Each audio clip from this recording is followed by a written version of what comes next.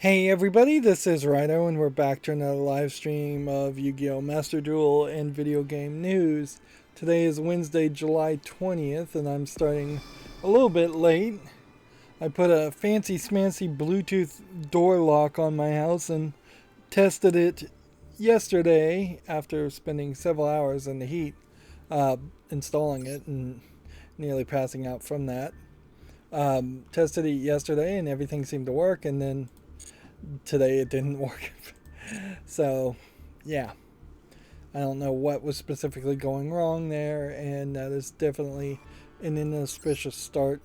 I will say, I will just point out, I wouldn't particularly recommend the U-Bolt Bluetooth door lock. It was very cheap at about $75, where you could easily spend up to $400 to get a video camera and a deadbolt lock all in one, which is probably the one you really should get.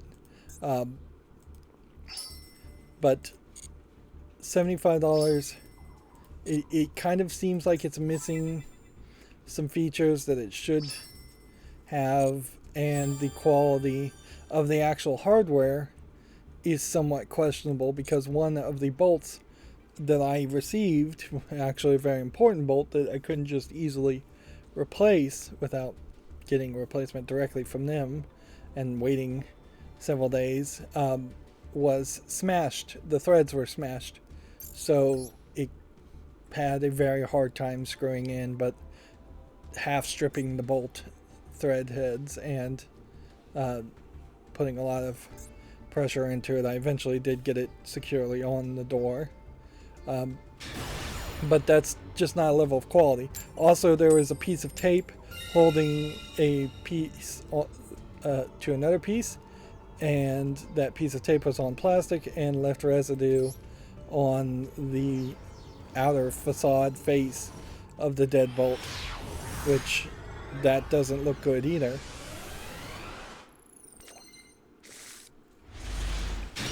I had hoped with this cheap device that it wasn't as app-based as it pretended like it would have been for the U-Bolt. I had hoped that you really could just pair pretty much any Bluetooth device to it through a fairly standard Bluetooth pairing, and whenever that Bluetooth device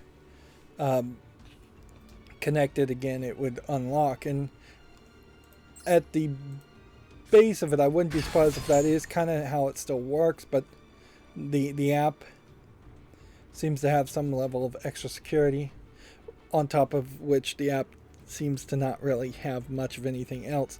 It's not connected to the internet, so there is something to be said about that. It can be connected to the internet if you want to spend the extra money and buy a Bluetooth to Wi-Fi bridge, but then you just get notifications outside of your house that somebody authorized has been allowed to unlock your house. You would never get notifications, for instance, if someone kicked down your door or picked the lock. Like, you might get notifications, I guess, if somebody picked the lock, because they would think then a key was used and that the door has been manually unlocked.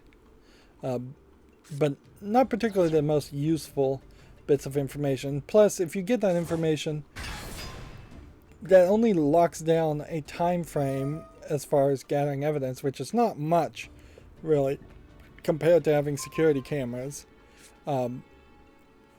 Because the last thing you would want to do is try and rush to your house and confront someone breaking into your house and causing a conviction. That's one of the arguments, I think, where Americans, United Statesians in particular, are so in love with the idea of standing your ground, or castle doctrine as a thought, that they feel like they would legally be in the right to run home from work and then go fight/shoot somebody that is breaking into your house. Which a general understanding or general law that says that you have a duty to flee is a much better system to educate people on and enforce. But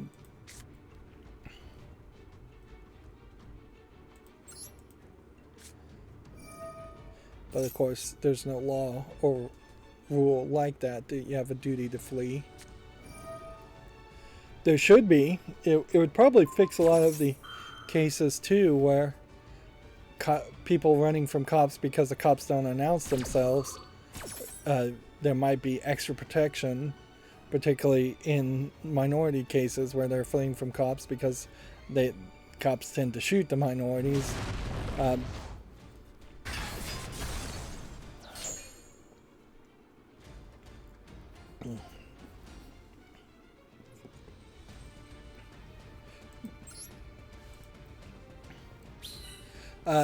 Anyways, so on top of that, I've also gotten a bunch of other Amazon Prime Day stuff that I'm slowly working my way through as far as setting it up.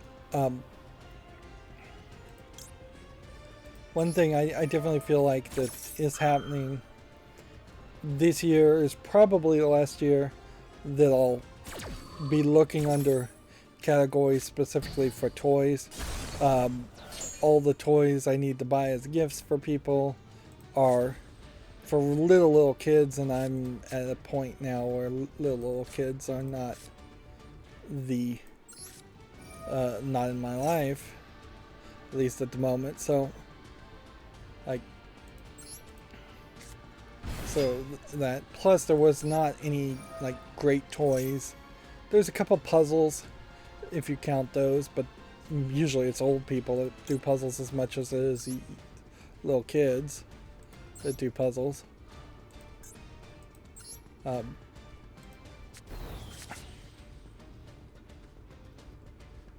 There's no extras deck. Is that what this festival is all about? Might be. With no extras deck, that doesn't probably make these more straightforward games. This festival is happening again. I don't know what else to really say. We are back doing another festival.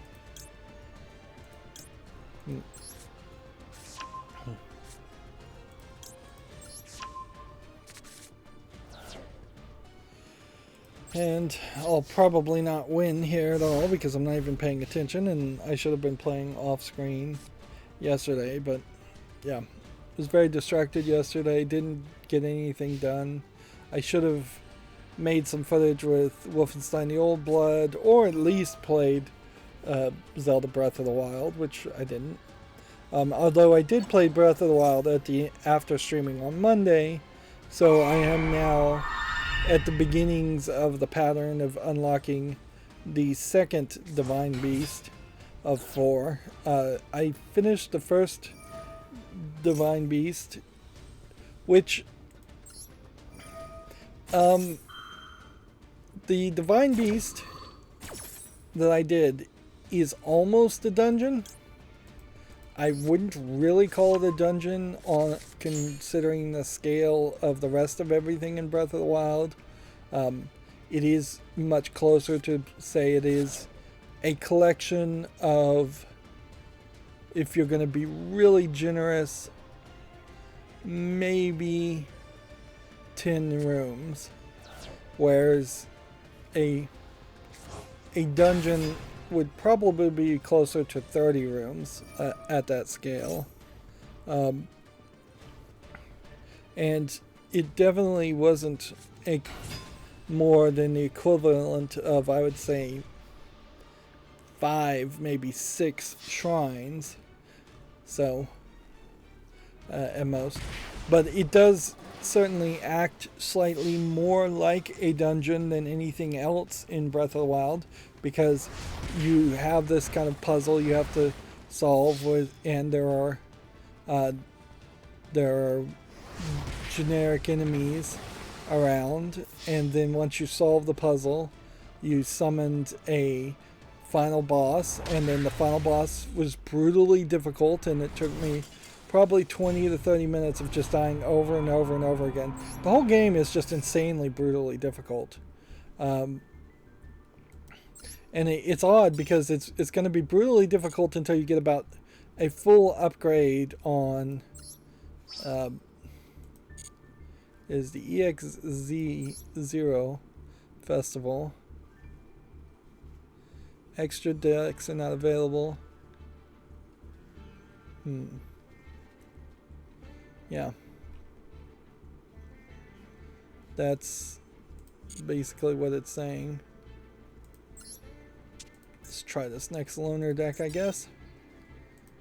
We'll see if we can even get the basic understanding of what these decks are. So yeah, I spent like 20 minutes fighting this boss of this dungeon, and then in finishing the boss with the dungeon, I was given an extra heart. So theoretically, in Breath of the Wild, you start with 3 hearts. You do the 4 divine beasts, or you can actually beat the game without doing any of them, but you do that, and then you would get 4 hearts. So minimum you would have 7 hearts. Plus, if you do all the shrines and put some of those into hearts, you'll get a heart upgrade for every 4 shrines you do.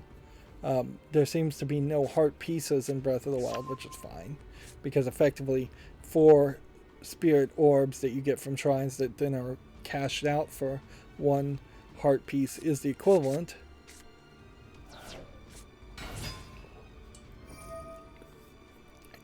But then after beating the Divine Beast dungeon, I was also given a special ability that I used once, and then there's a counter that said 3, and then the counter says 2 now. And I don't know if I have to sleep in a hotel to refill that counter, or if I literally used 1 of 3 for the rest of the whole game. On top of that, it's not really an ability that I would think I could use that often, because you're going to have a situation where it's got too big of a build up, just far too big of a build up.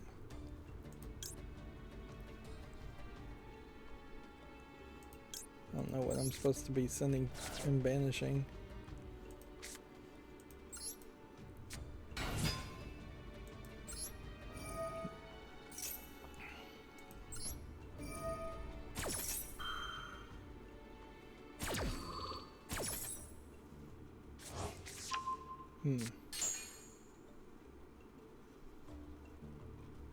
This seems like you can add cards to your hands.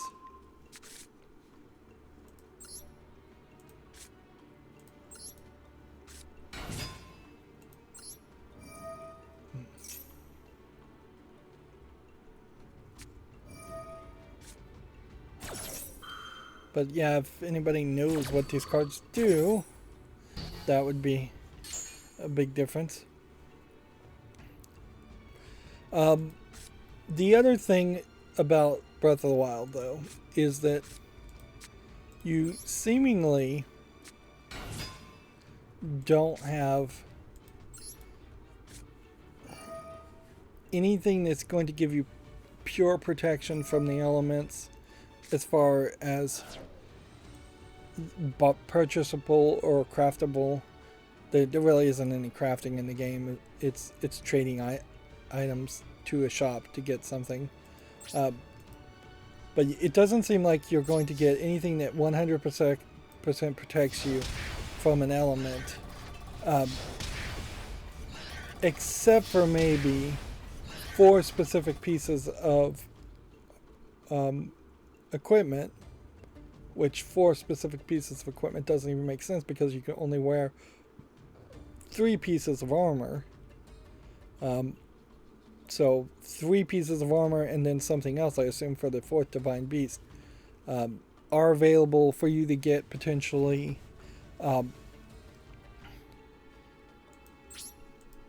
if you do all of the submissions in a region. So the game starts off in a central area. It tells you to go to the far east area, and then then it tells you to go even further to the east, and then it tells you to kind of go northeast, and at some point around then it also then tells you the real main goal, which is to go to the four corners of the map, and each four corner of the map seems to be where you start to collect a whole bunch more subquests. There is a lot of ranches, just horse stable locations that are not really cities, but they're acting as mini cities. You can definitely see there was an ambition in trying to scale things up more and more to potentially have a different kind of Breath of the Wild game where there would have been a city for a small city where everywhere there would have been a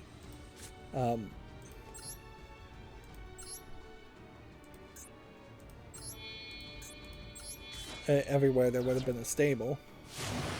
But instead you get these stables, and in the stables there's a shopkeeper. There's usually a person that will point you towards a memory, which I've only recovered one of those, and then there will be at least one or two quest givers on top of the stable being the place where you can get your horse and change the saddle on the horse. So I wouldn't be surprised if one of the 4 items you get is a saddle upgrade. But for the divine beast that I fought, it had this attack of doing lightning, and you pretty much die immediately when you get hit by lightning anywhere in the game. And there's this helmet that you can earn that would, I think, make you completely shielded from lightning. Although also the divine beast was attacking you with kind of a purple lightning that I think would have killed you pretty much regardless of how much defense or health you had, and the rest of the game hits you with a yellow lightning, which you can survive, although it's very hard. Speaking of very hard to survive, the boss that I was fighting and dying over and over again, part of the reason why I died over and over again is because he was doing lightning attacks, and he has 3 phases of attacks. So if you get lucky, you can attack him. You can dodge to go into a slow motion, like Matrix time effect, and that's something that you just kind of learn either from a shrine or you actually just are told it, I imagine, at some point before you fight the guy. But yeah, you have to jump backwards and just as they're about to attack to go into a slow motion time effect. And if you do that, then you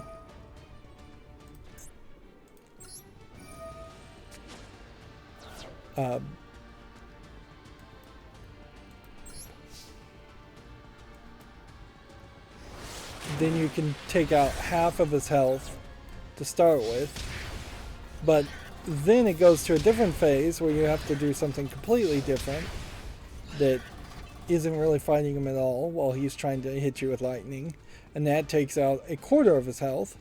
So then you go into a third phase where he's attacking you again extremely fast, and you have to try and dodge and do the Matrix slow time effect again, but he basically can't be hit once. Like, I had 4 hearts. By default you would have had 3. It would have been just that much more of a nightmare fighting him. Now it did occur to me that maybe if I tried to use one of the abilities called stasis, there might have been that there might have been something more that I could have done with the enemy at that point, but I don't know. Yeah, I really question if stasis actually would have worked or not. It just didn't even occur to me. There does feel like there are probably some tricks and gimmicks to solving a lot of shrines and a lot of fights if you figure them out. Or honestly, they don't even feel like you're supposed to figure them out. They feel like they're a case where they've been built in just so that some walkthrough or guide can say you could do it this way also if you're having trouble.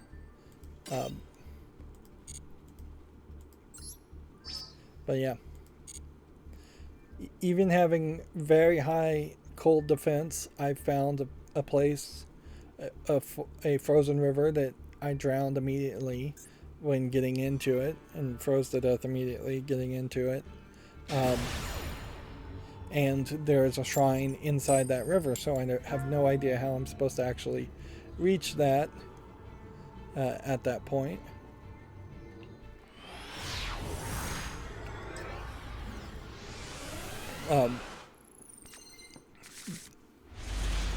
But I really didn't do much of anything else. I mostly ran around just doing the Far Cry thing of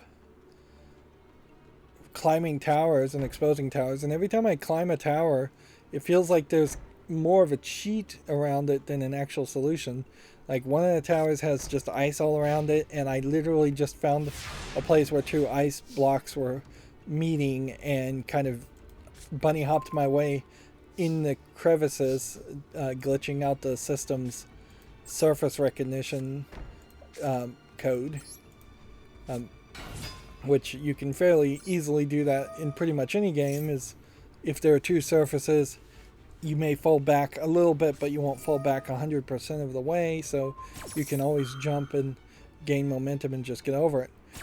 That seems like that wasn't the right answer, but I don't know what the right answer was because this was at the top of a mountain, really, and there didn't seem like there was a higher place I could have jumped down to reach that tower unless I was supposed to actively jump down from the Divine Beast, which maybe that is the case, because the Divine Beast in that area is flying in the air, so maybe that's the trick, is you're just supposed to fly down from there. But instead I just cheesed it. Similar situation where one of the towers was in a pond with a bunch of electric monsters that would hit me and kill me and could shoot me from a distance, and I just kind of again ran past them. Like with enough stamina and enough caution, you just had to run past them to get to the first step of the resting points on the sides of the towers, because they have these little ledges, pergolas, or whatever those would be called. So you just get to that point and then crouch down, and then they can't shoot at you. You let your stamina refill, and as your stamina is refilling, you then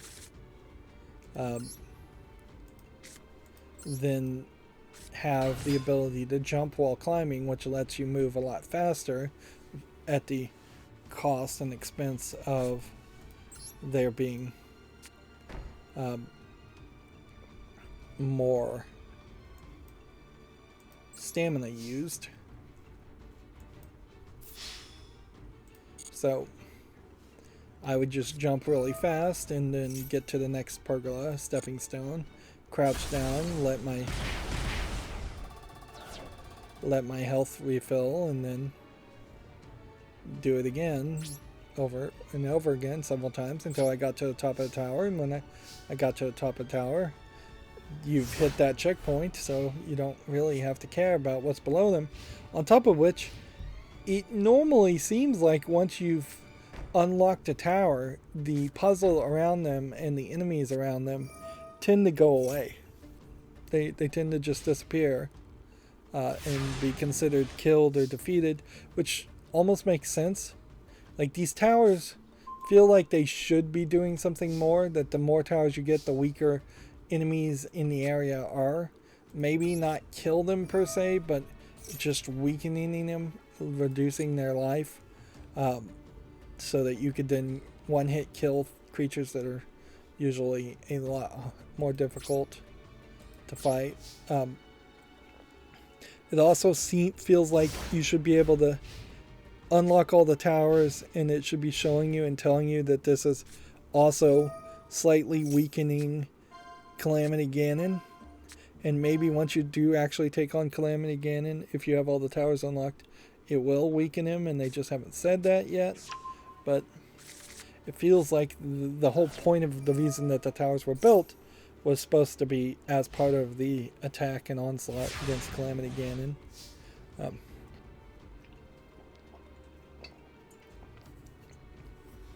There are also far too many places for a world that is designed and balanced to be an open world where you could go anywhere and potentially survive.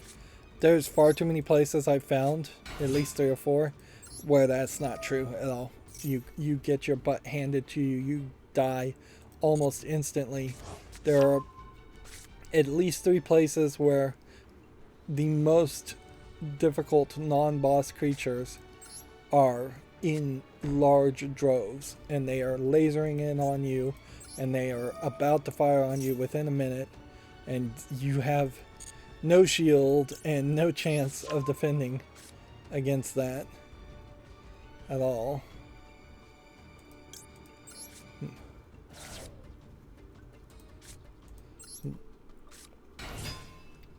And like, one of those rooms I ran through and found in the middle of the room a chest which had a very nice item, but that's pretty much all I could say. That's all I could do, is find that nice item and then fast travel out of there and flee.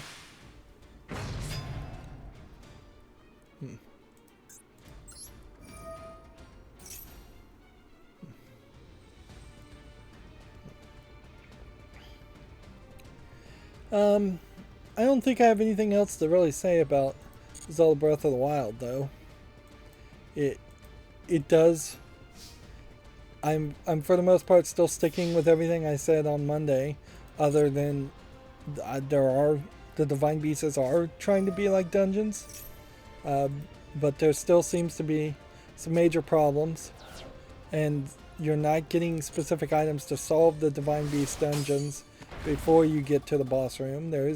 I've now seen 2 keys, but no boss keys.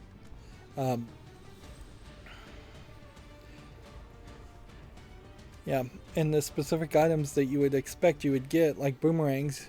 Like, boomerangs are just a weapon that you'll probably never even use, that you find in the open world, where the boomerang in Zelda has always been kind of an important item and a special item.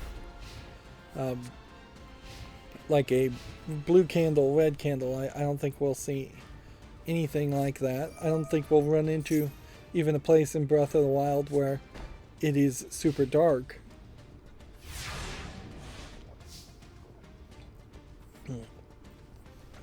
Which, that's probably for the better. Bombs. You get the ability to manifest bombs very quickly in the game, and at that point you can manifest bombs forever.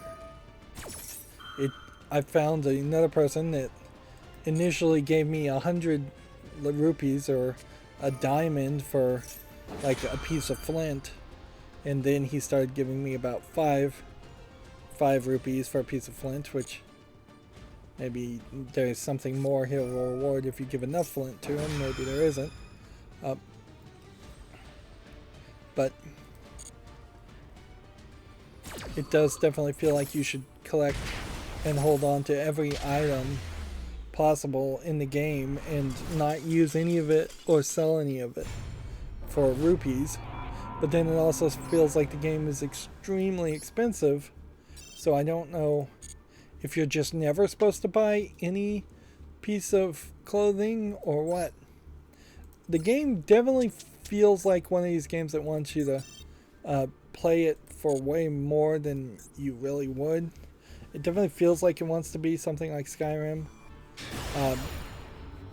on that aspect, but it's definitely not going to work that way. Speaking of not working, I got a new metal mouse pad, and while it isn't significantly smaller than the mouse pad I have already, it is small enough that it's noticeably too small. And I accidentally ordered 2 of them too, so that really sucks. It did come with some new feet that I'll try, and I did, because the mouse pad was smaller, I did decide to speed up the mouse cursor movement, but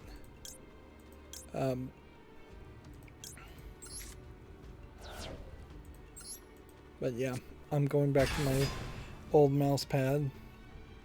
It's a shame I just can't find the same brand to replace it with, because the real problem with it is that I've spilled water all over it. I even did that this morning. But the new mouse pad also was oddly noisier.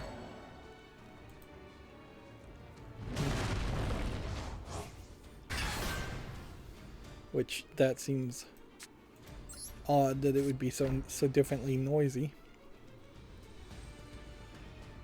Alright, and that's going to be our catch-up section, as it were. I did spend some time trying to reprogram the macro that I have to look for the word coming soon and close tabs that have coming soon on it. And for one reason or another, it just was not working. It slowed down the macro because of the way things were going and having to be done, and it still was just not hitting a level of consistency that it needed to hit. So it was a kind of a waste of time to learn very little.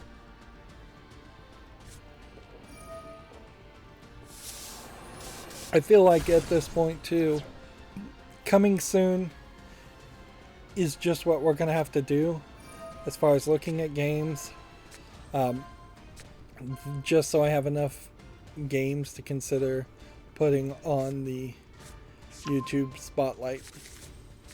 I hate the pre-order culture and all of that, and so the coming soon is something I really don't agree with, but on a different hand, it does kind of feel like you're going to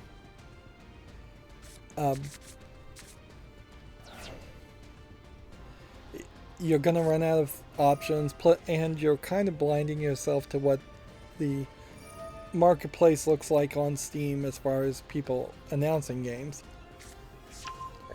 Now, inherently, I think a lot of games get announced and then never get released, more than even I'm aware of. So looking at coming soon games is going to kind of suck. But whatever. It's pretty easy to work with that still.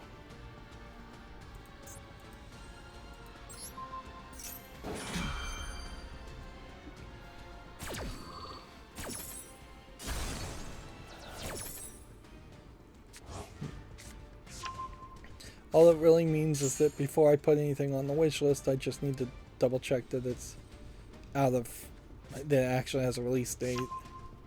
And it means more things will end up on the fall list in general, which is fine, because we're burning through the fall list fairly quickly. once you get rid of the 90% of garbage that gets released on Steam and have only 10% on the fall list, then it's fairly easy to then look at the fall list and curate through that to the actual wish list. That does mean I ran the macro a couple times, so we'll kind of go in rounds here. It feels like Gamatsu's news yet on Monday hadn't come out when I streamed, and that they were just late to announce things. So we'll just go through this fairly quickly. Digital Extremes has announced a free-to-play MMORPG called Soulframe. We won't bother looking at videos from many things, I think. Digital Extremes and Airship Syndicate announced a free-to-play online action game, fantasy action game, which apparently this is not Soulframe. Anonymous Code has its character file 04, Bambi, Kurashina, Riko Sawai, and Iroha Kyogoku being shown. Which, looking at the screenshot of characters, I feel like I'm misunderstanding what Anonymous Code is more than I'm learning about what it is. A game called Yu-Gi-Oh! Rush Duel, Dawn of Battle Royale, Let's Go Rush has been announced for Switch, which almost certainly that will be changed in English. That is way too long of a name. And that is very much a old school title for even a Japanese game. It seems like it's probably trying to target fairly young players. It is crazy though, with Master Duel succeeding, to potentially have Konami become ADHD and take their eye off the ball with Master Duel, or stop supporting Master Duel, which they still have not done quite enough to support Master Duel, which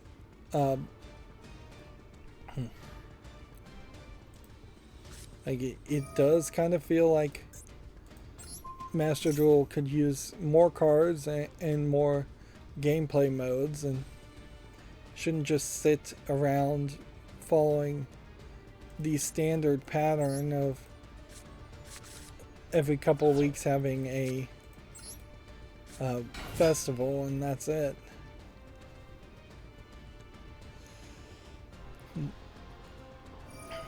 And Master Duel already pushes you to play pretty fast, so I have no idea what a rush duel really would feel like or look like.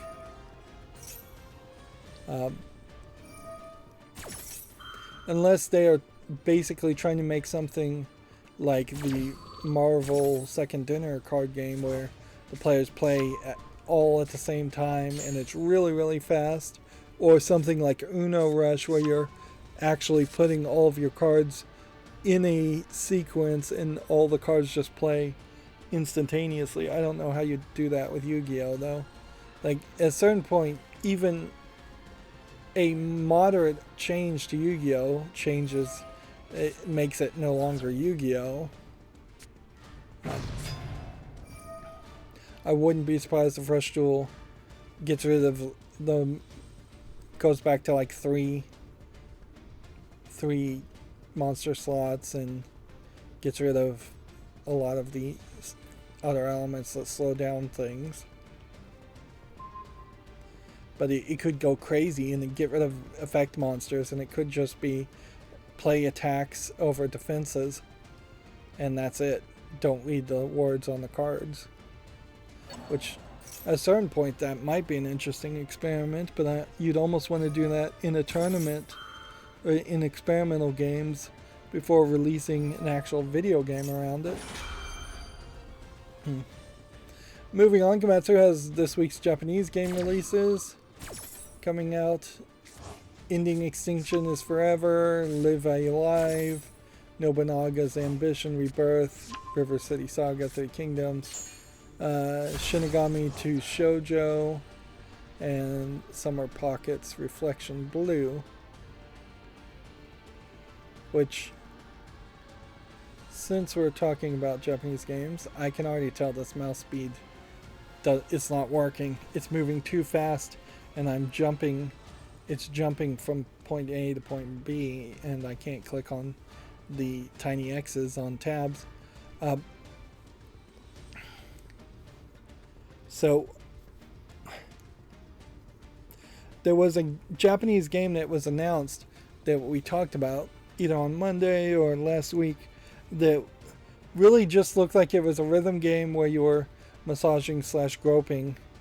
It's my turn. I have to remember that. You were massaging / groping anime girls.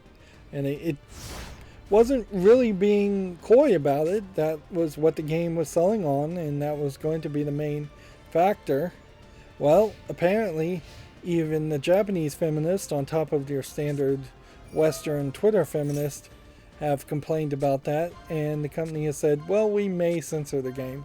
Which is insanity, because you censor that, and there's literally nothing there. It's just a rhythm game at that point.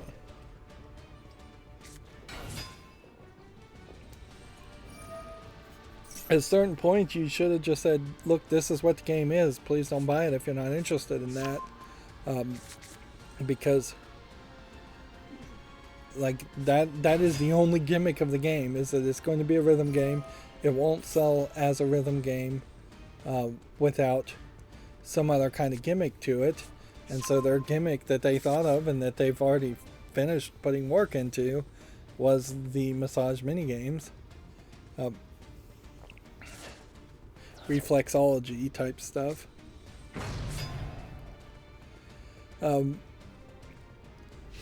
Meanwhile, anyone complaining about that game, which hasn't even been released yet, was never going to buy the game in the first place.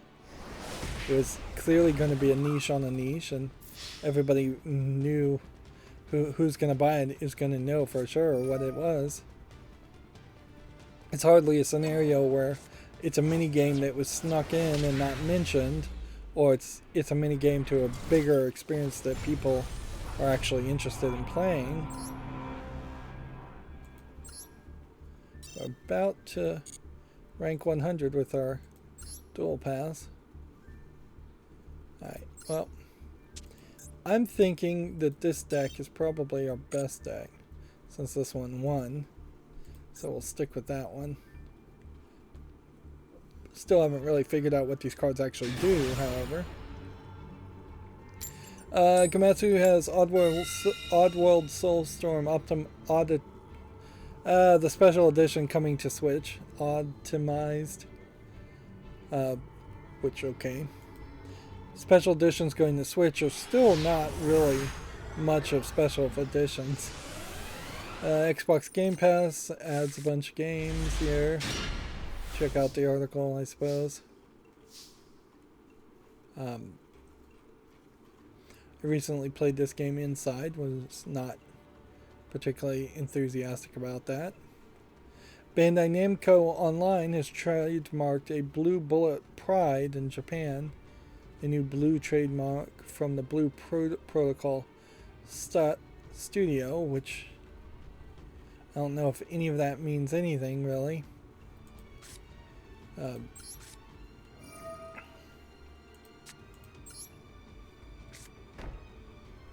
Because I don't know a blue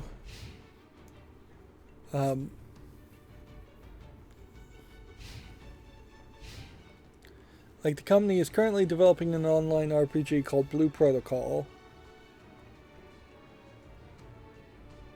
and it's a new company, so there's really nothing other around that to say. It's barely informative at all. Century Age of Ashes for PS5 and PS4 has been delayed to summer, so we'll leave it at that. And then some of the games that came out while I was running my macros. Here you have a like Troll Putin game. We have Demons and Altars. Like the coming soon part here. Like theoretically, I should be able to look for this phrase coming soon, or this phrase this item is not yet available, and close any page like that. And I could get it to do that. I just couldn't get it to consistently do that and not mess up and crash. There's also another bug of just not sanitized input. So if the name of a game has the phrase if in it, it processes the phrase if like it is a command instead of processing it as a complete sanitized sentence. Now theoretically that should be easily fixed with just putting quotation marks around things, but in actual practical application is more complicated than it should be.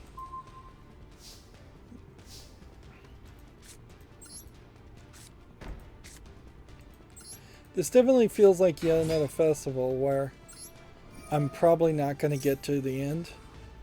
Like, after not getting to the end of the last festival, I'm not 100% determined to get to the end of this festival. Like, I could see this just being a lot of extra gameplay, and a lot of extra work, and I don't see a great reason to do that. Like, I'm already distracting myself playing Zelda Breath of the Wild. I'm also playing another game on my cell phone that's total garbage and idle game that was advertised to me and shouldn't really be playing it.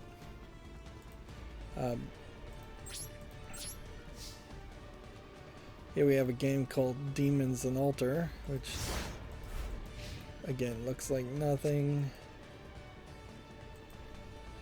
Here we have a hentai puzzle game called Mirror Chains, which doesn't seem to be nudity, but this is yet another coming soon game. And I really just have to wonder if a lot of these adult games are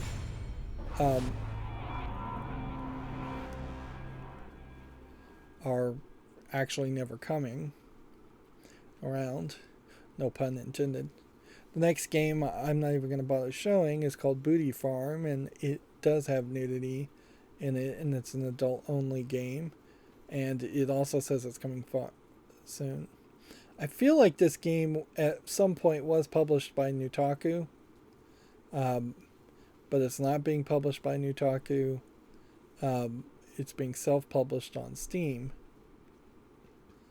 And of all the things, there we are done with that. Of all the things that Nutaku really has to offer as its own storefront for adult-only games, that there really isn't that many games, and it does feel like you could easily put all of them, self-publish all of them on Steam and not deal with Nutaku. And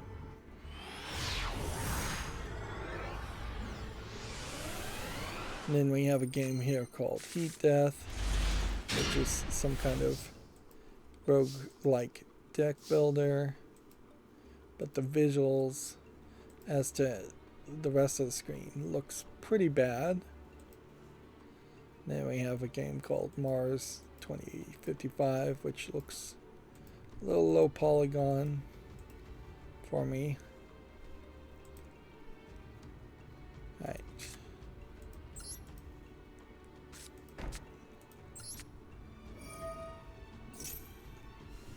I may very well have just gotten lucky with this loner deck and won once.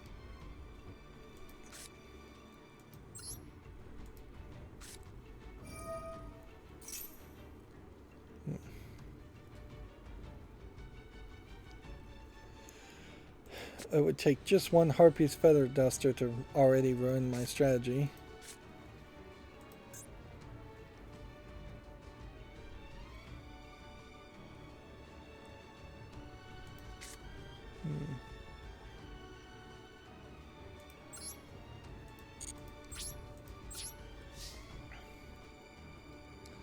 Alright, for Video Games Chronicle articles, PlayStation's acquiring the esports tournament platform Repeat GG, we already talked about. Internal Roblox documents have been stolen and posted online in an extortion effort, which publishing them online, I think at that point, either implies they have more documents that they can publish online, or they've given up on efforts to actually extort anything out of them because the threat has now been already implemented.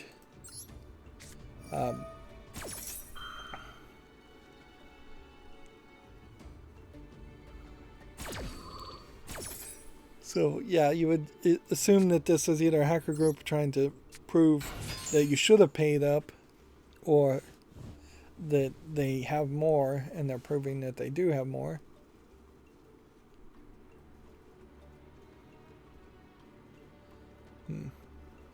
Nintendo has announced the final day by which Wii U and 3DS balances have to be spent. You have up until March to buy everything you want from the retiring eShops, which at a certain point isn't that just theft? Which, like if you had credits, or if you had gift cards, that's sounds like theft to me. But somewhere in the contracts, I'm sure you clicked a checkbox saying it's okay for you to be robbed.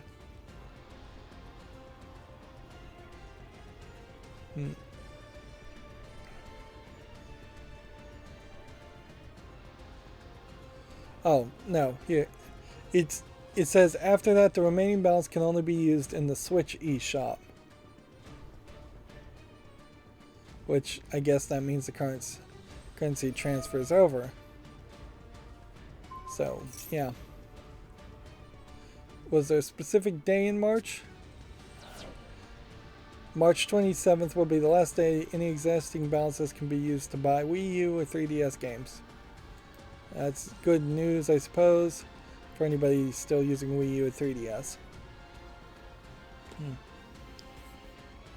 I was watching a TV show from 2009 and saw somebody getting an Xbox 360, and I was like, man, I gave away my Xbox 360s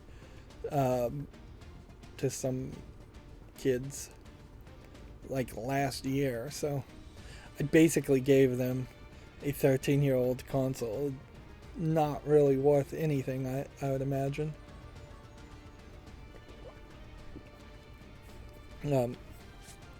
Even 13 years old hardware is not worth much.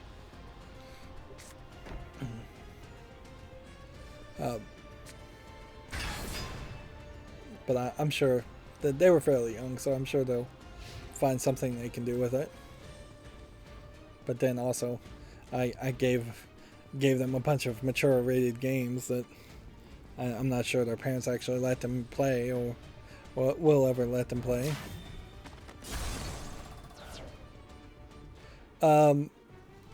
Sony has added a extra third PSP game to today's PlayStation Plus Premium update.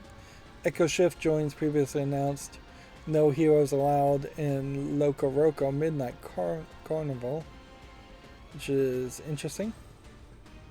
I guess maybe they just got it, and had a glut of extra games. One of the things, though, even if the actual Xbox 360 is 13 years old, the games are backwards compatible still, so you can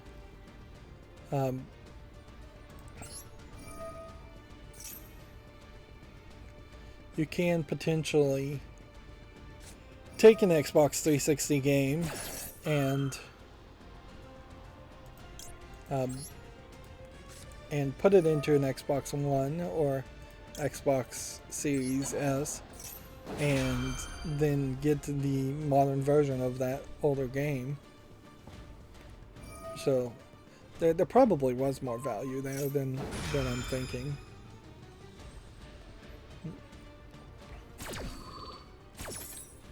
Let's see. Video Games Chronicles says July's PlayStation Plus Extra and Premium games are now available. The 18 new games are available to download now. Let's see. The games are Stray, which a lot of people are talking about this, Marvel Avengers, Final Fantasy VII, several Assassin's Creed games, a couple of Saints Row games, Spirit of the North, Ice Age, Jumanji, Paw Patrol, and Ready Set Heroes. Although I say a lot of people are talking about Stray, and that may not actually be true. What happened is I started listening to Giant Bombcast, and the second I start listening to the Giant Bombcast, then I, in my mind, think I'm hearing real people talking about video games and hearing some actual hubbub about video games, instead of recognizing that I'm literally getting one source from one very specific point of mainstream video game critics, although I don't even know if Giant Bomb's employees at this point even quite qualify under that category.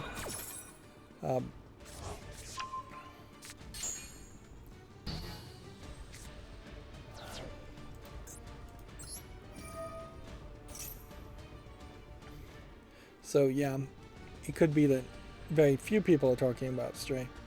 Although, now that I think about it, Metacritic in general was saying most of the reviewers are fairly excited about it, which that may mean very much that there are a lot of mainstream video game critics that are talking about it and nothing else.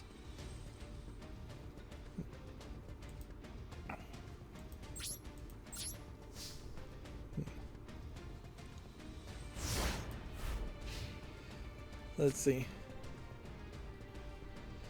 Video Games Chronicle says Platinum claims it will, quote, change significantly as it hires a former Nintendo exec. Nintendo veteran Takayo Yamane has joined the Bayonetta studio as vice president. Platinum Games has teased a new era for the company as it appoints former licensing general manager and managing director of sales and planning. That's a long title.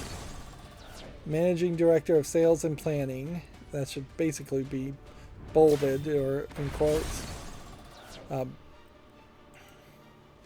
So this may very well be a case that they are hiring the person at the top that was supporting Platinum Games as far as Nintendo funding and having Platinum Games and Bayonetta be on the Nintendo Switch, when it really doesn't make any sense for that to be.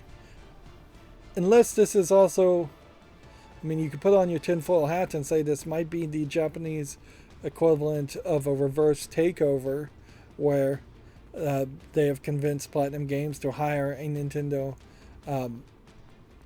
manager, so then the Nintendo manager can change Platinum Games from the inside and prepare it to be eventually acquired by Nintendo, which Nintendo is in this odd position where they kind of don't want to acquire businesses, but they want to control businesses, and this is possibly a Japanese way of doing that.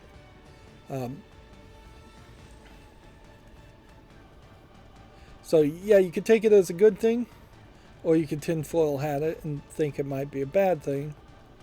But to come out and specifically say that they will change significantly is weird. If you take Bayonetta, which have been successes arguably despite Platinum, not because of Platinum. Yes, their successes because of Platinum's artistic vision and their ability to create decent gameplay and games, but when you look at like Wonderful 101 and some of the other games that I can't even remember the name by Platinum, and you look at kind of the amount of games that have been released by Platinum over their lifetime, they move a little slow, and every game hasn't been a success enough for them to build or grow.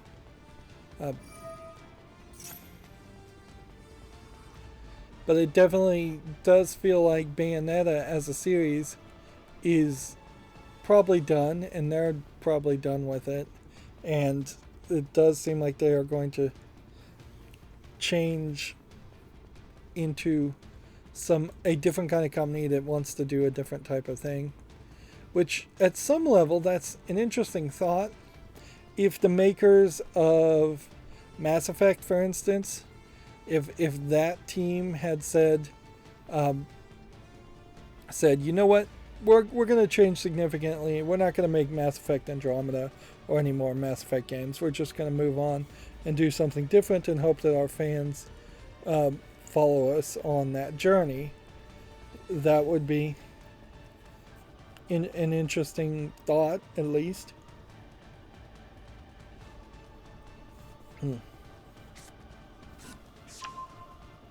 But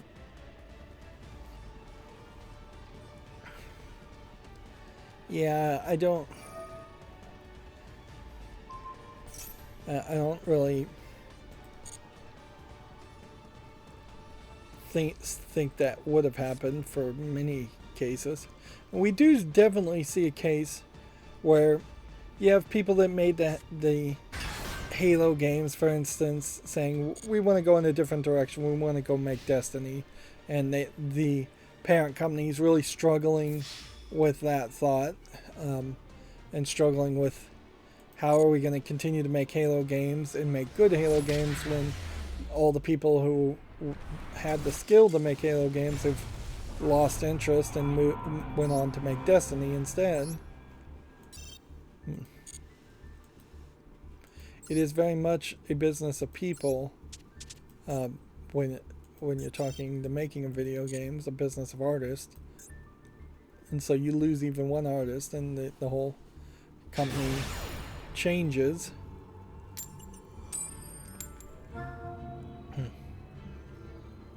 Moving on, a Dying Light 2 data mine suggests the first major DLC could be Gladiator themed, which I guess that would be a little weird.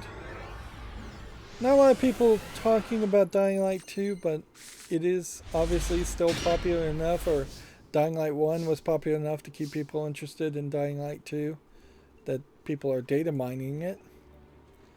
The PlayStation 5 Final Fantasy VII Remake owners can't claim Integrate on PlayStation Plus. Players with the standard version can't get the DLC as part of their subscription. Which just, once again, just feels like Sony PlayStation doing a bad job of running their own service.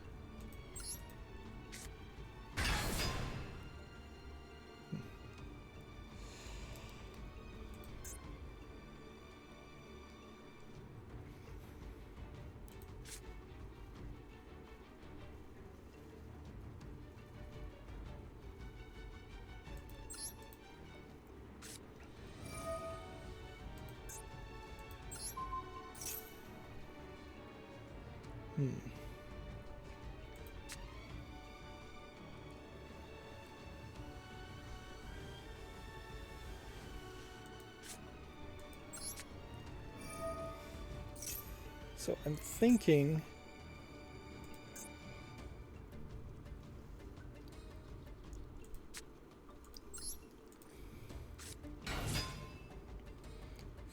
that might win for me, but who knows.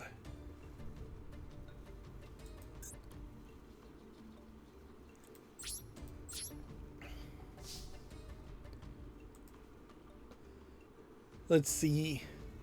A PlayStation Store anti-competitive lawsuit has been thrown out of court, according to Video Games Chronicle. Plaintiffs had claimed that Sony had monopolized the market by setting digital prices. Who is suing them?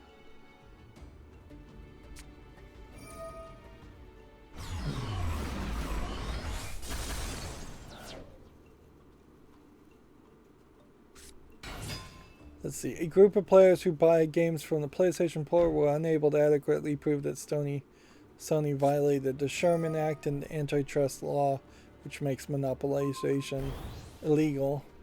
And in order to prove its case, plaintiffs had to show that the decision to only sell games on the PlayStation Store was intended to cut off the competition, and that it had ended in a profitable business to take control of the market. It had ended a profitable business to take control of the market.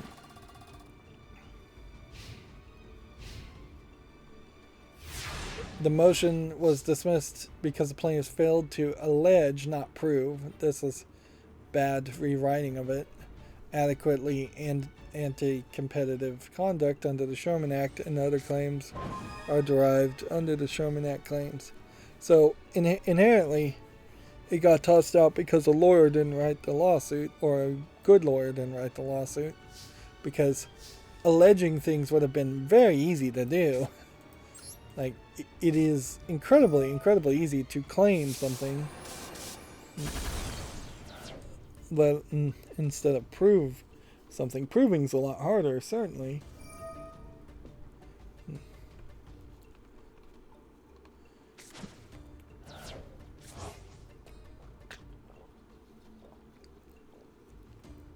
Like, all you would have had to have alleged is that Sony selling games online had caused any profitable game store to go out of business.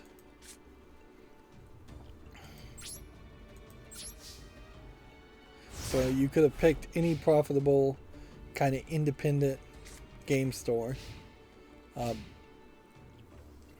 and made that claim to at least go to the next phase. It definitely feels like this is a lawsuit that would potentially come back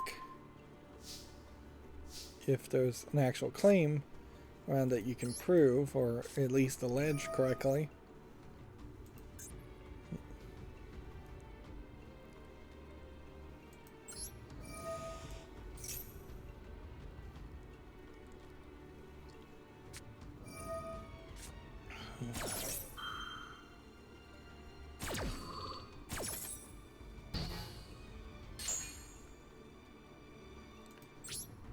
Oh, can't do anything else. I'm trying to rush here, and mouse cursor moving fast is not helping.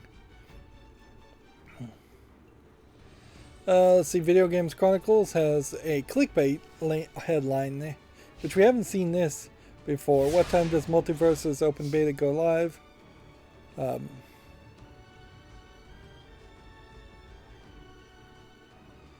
Goes live at 9 a.m. but only available to certain players at first. So, seems to be fairly random. If Video Games Chronicles starts going clickbait headlines, which they very possibly might, I feel like this is going to once again be a nail potentially in the coffin of Video Games Chronicles and their news reporting. And the more they make me think about whether Video Games Chronicles news is really worth keeping, the quicker I move towards the idea of not having them as a source.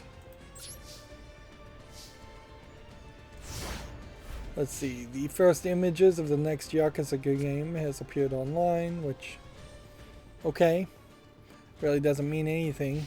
You're seeing a picture on a screen, and the graphics are definitely not final, so none of that really matters. Let's see, Mario Strikers' first free update adds 2 new characters this week. That being said, I still don't think I can really recommend Mario Strikers for anybody that wants to play single player, because there's just not enough game there.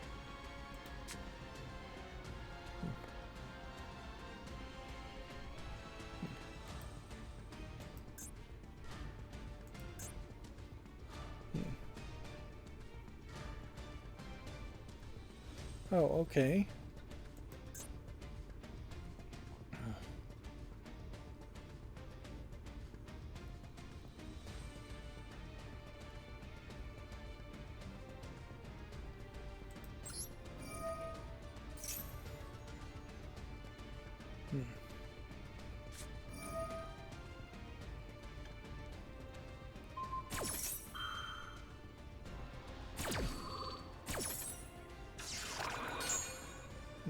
thought this card would stop that.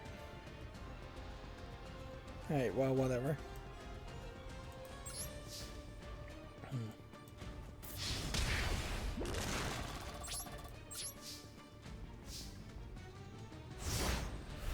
Let's see. I didn't see the pictures for the Atari 2600 Lego set until after Monday. So these are the new pictures as far as what the vignettes are. They are these little platforms that have a centipede because of centipede, a little castle because of adventure, and then asteroids being blown up by a spaceship because of asteroid, I think, with an S.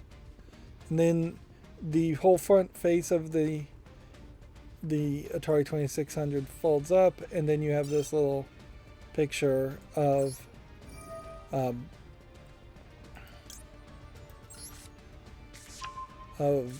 kind of 70s, late 70s, early 80s bedroom. Has like a phone on the wall, which doesn't really make a lot of sense. Even in the 70s and 80s, you wouldn't have phones on the wall like you would in a bar or a restaurant inside of a house.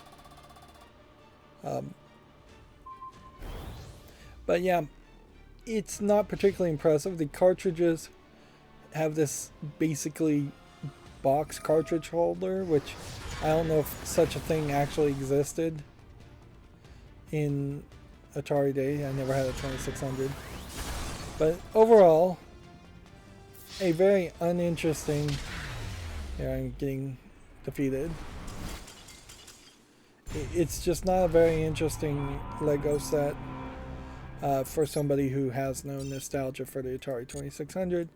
And I will say, for anybody that does have nostalgia for the Atari 2600, those people are particularly old and crazy anyways. That is a previous generation of geeks and fanatics. So they're going to be in their own class, certainly, of people, if they haven't modernized with the time and they're still living in that nostalgia. They're going to be much closer to looking and acting like Hugh Hefner looked and acted, day drinking and smoking jackets and things like that. But yeah, for me, not that interesting. Video Games Critical says the Doom designer John Romero has announced he's making a new first-person shooter. Romero is working on an original IP with a major publisher. He was the designer for Doom, Quake, and Wolfenstein 3D. But I'm not sure he was actually involved in any of the reboots, nor would I really be certain that he is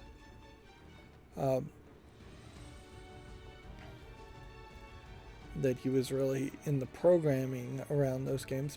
He may have been the programmer and the designer, because Wolfenstein 3D and Doom were simplistic games.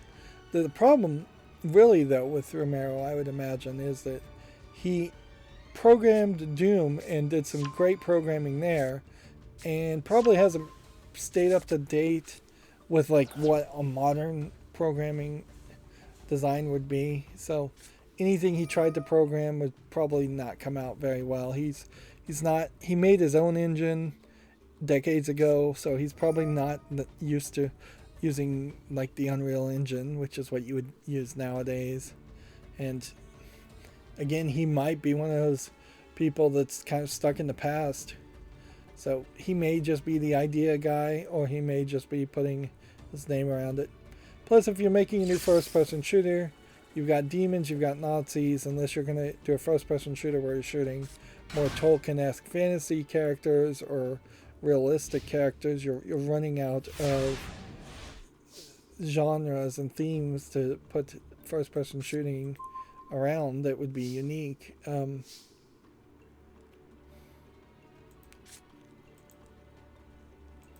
Let's see. It would be fairly weird to have a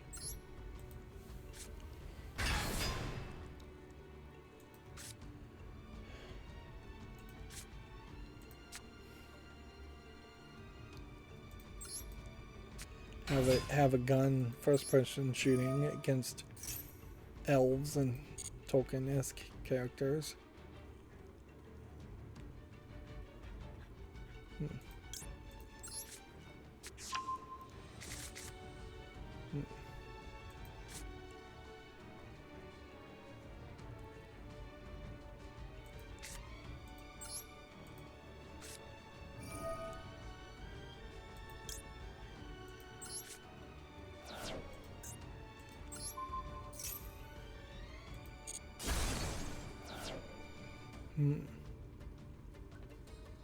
Alright, let's do this.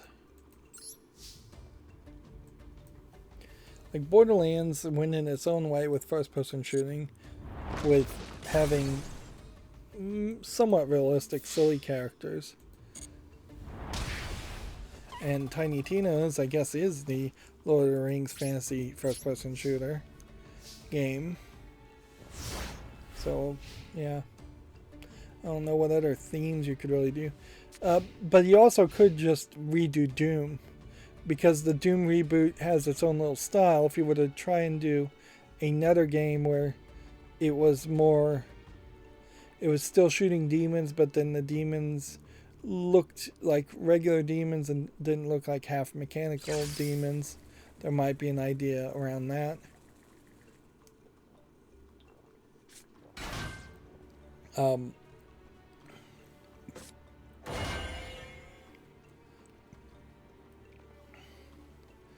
Or you could try and do a Wolfenstein game and shoot Nazis and make it more World War II. Quake is the magical fantasy run and gun shooter game anyway, so me complaining about there not being a fantasy one is not even that accurate. You probably don't want to make something like Doom where it's hyper realistic in the real world, where it's just gangbangers or cops shooting people.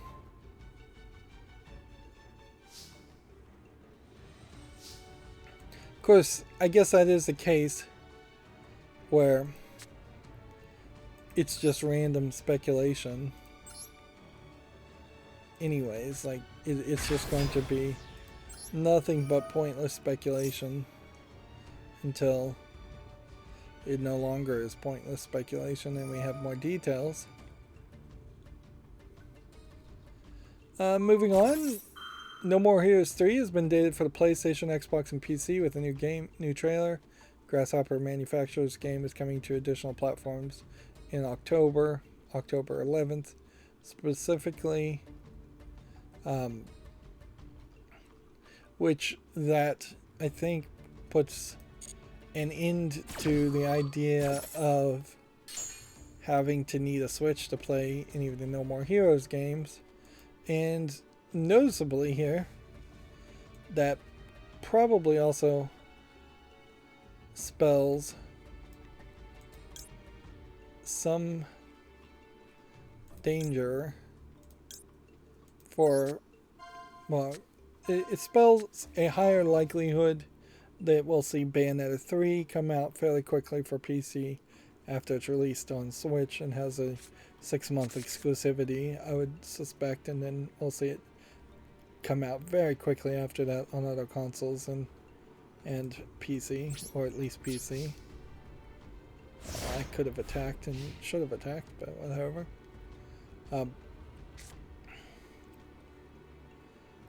So that feels like, between No More Heroes and Bayonetta, it feels like the era of Nintendo trying to target adults or target more indie fans or more Japanese fans is going away. This may very well be a case where Nintendo has just gotten lazy and lax because they've succeeded so well in Japan. Their real competition is not the PlayStation 5 or the Xbox in Japan. It's people not playing any games or playing on their mobile phones. And Nintendo has only failed, really, on actually competing with mobile phone games. But competing on the same platform with mobile phone games. Switch games still by far are way better than most mobile phone games. I wouldn't be surprised if we see Metroid 3 come out, and that'll be another more out there project in Nintendo's eyes that they're not that interested in. And then we might see a very heavy emphasis on more kid-friendly games with more Kirby games, which we've seen a lot of Kirby games announced. Yep. So it definitely feels like there's a shift back to kids. Now, I wouldn't be surprised. It really wouldn't even be bad business to have a calendar and say, for 4 or 5 years we're going to focus on adult games, or maybe 10 years we'll focus on adult games. Then for 4 or 5 years we'll focus on getting our name back to being associated with kids games. Like, Nintendo kind of needs to be associated with kids games because the Switch will always be underpowered compared to the PlayStation or the Xbox. So those are always going to feel like the big boy consoles. Moving on, Video Games Chronicles says Paradox says that Bloodlines 2 is in good hands but won't be shown at PDXCon 2022. The sequel was almost cancelled last year after being pulled from its original developer. So Vampire the Masquerade Bloodlines 2. I still feel like there's 2 different Vampire the Masquerade games that are going to come out just about the same time. If that's not actually the case, then they've just put out some pretty bad advertising around Bloodlines 2 and confused me as to what the game actually is, which that would make a lot of sense if they're literally having to start over. Apparently the PlayStation Store was down, so users can't download Stray, Multiversus, or PlayStation Plus games. There's an update here saying it's back up. So that does seem to imply that there was a lot of demand for either Stray or something else. I can't really suspect that it's actually Multiversus people are interested in. It may just also be that it was down. We definitely get more stories over the course of the year about the PlayStation Store being down than we do about the Xbox Store being down. Microsoft has the uptime availability in the bag with all of their Microsoft Azure server technology supporting them. Let's see. Stray has also smashed Annapurna's records for concurrent Steam players. Over 60,000 PC users are currently playing the publisher's latest indie hit on its release date. Stray is not a free game on Steam, is it? No. It's not even a free game on the PlayStation Store. But if you had PlayStation Plus Extra or Premium tiers, you got it for free. Which at a certain point, Steam is going to have to potentially think about offering some kind of service to match that. Because if it's going to become a value add where Steam is going to say, hey, let's get monthly income from our Steam player base, which Steam has a huge player base, to get free games. But then also, Steam is going to have to negotiate for a little bit more than what PlayStation Plus Premium or Xbox Game Pass Ultimate is offering, because anything you get on Steam, it is expected that that would be a game that you would own forever, no questions asked, no matter what. Not something that you lose once you stop paying the monthly service. And at a certain level, it almost would make more sense for Steam to just have a monthly service where you pay $50 to get $60 or $70 worth of Steam credit. Just give a actual discount at that level, and then you could buy any game on Steam. Steam doesn't really have a lot of interest in making itself do those kinds of gimmicks, and probably doesn't need to do a lot of those gimmicks in most cases. But they might want to experiment with it a little bit. Here we have an article. It costs $255 to unlock everything in Multiverses that can't be earned by playing. A large number of skins and other extras can only be bought with real money.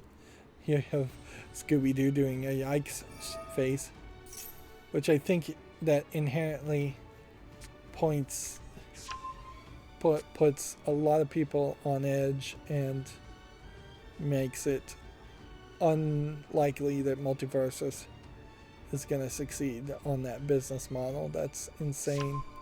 And I'm glad Smash Brothers does not have any microtransactions. And you look at Multiverses, and there's no way Multiverses is not being targeted towards kids, probably younger kids than teenagers, when you look at the characters. So this would be a clear example of a game that should not be allowed legally to have microtransactions, on the very case of protecting kids, even, or on the bigger case of just protecting consumers in general from being ripped off.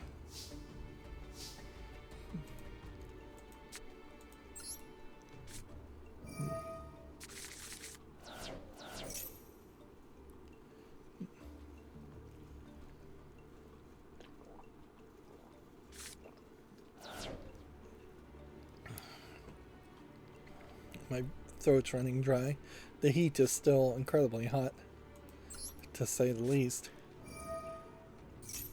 I'm looking towards winter, I suppose. And when winter turns around, it'll be incredibly cold, potentially. Let's see, moving on. The EA's Chief Technology Officer, Ken Moss, is stepping down. He's been with the FIFA and Madden publisher for 8 years, which it's sad to see EA boiled down to just being a FIFA and Madden publisher, but I guess that's really what they are.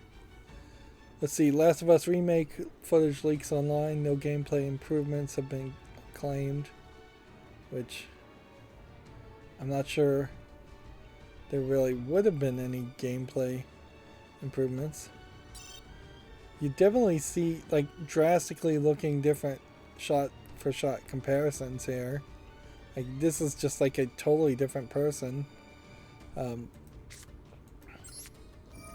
Or the same person is now shorter and wearing a different outfit.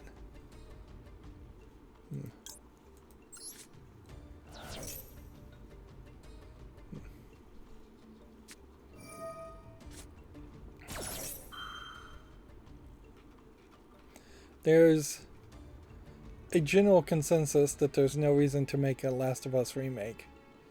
And it does feel like this is just somebody wasting Sony's money, or somebody's money, to not recoup it. It almost feels like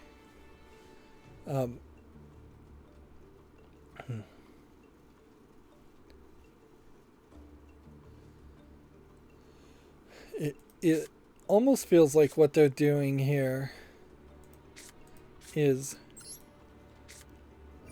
trying to have everything have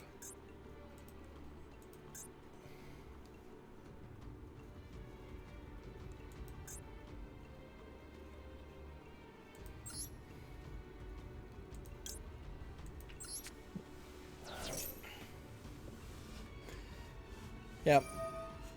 It. I'm losing my train of thought here.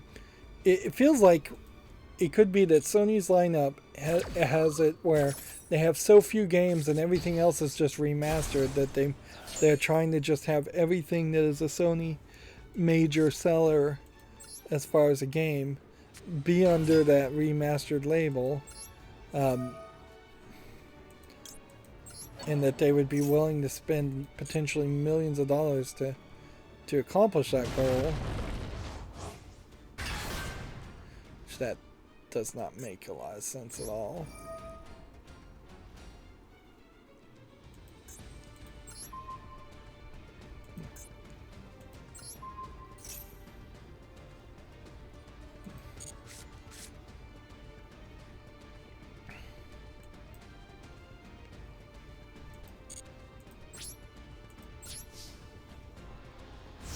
Let's see. Platinum says it could show its Project GG at the next year's E3.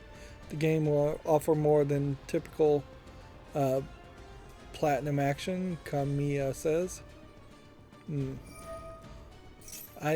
probably shouldn't read anything into the project name. Project GG could mean nothing, or could stand for like girl game if you're going to speculate.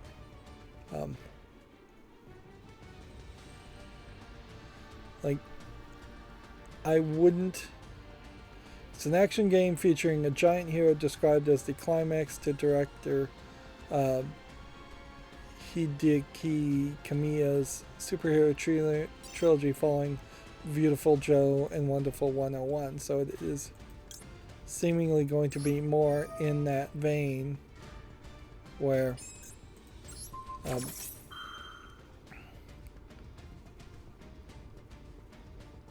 it does seem like it's going to be more in the vein of a Wonderful 101 Beautiful Joe game, not a Bayonetta game. They seem to have a pattern established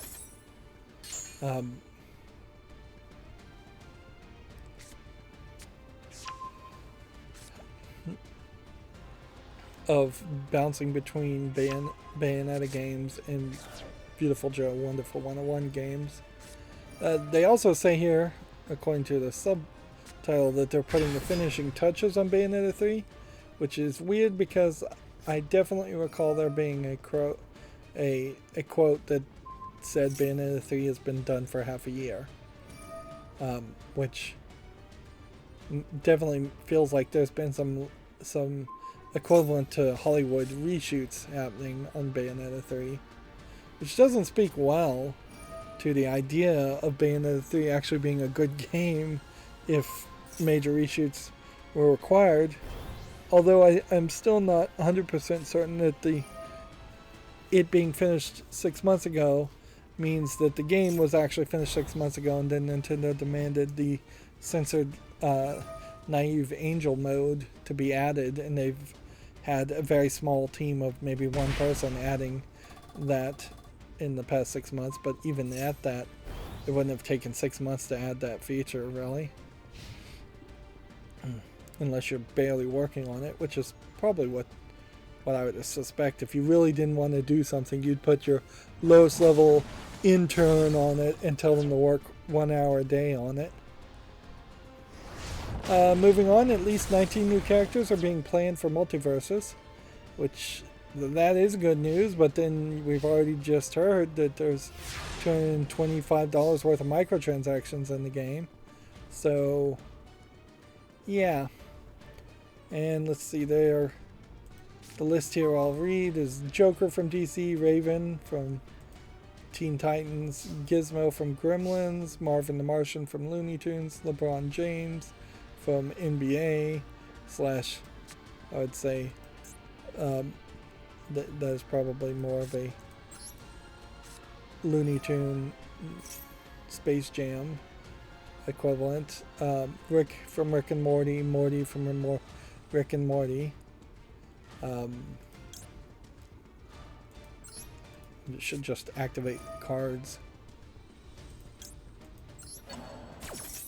Scooby-Doo from Scooby-Doo, Daenerys from Game of Thrones, and the Hound from Game of Thrones, which Yeah, some of these characters definitely don't feel like they are um, actually targeting kids, but a lot of them definitely are. Rick and Morty and Game of Thrones characters don't feel like they're targeting kids, but Scooby-Doo definitely does. Seems like it is just going to be this attempt to be an odd mix between all of the Warner Brothers properties in particular. The Wicked Witch and Godzilla,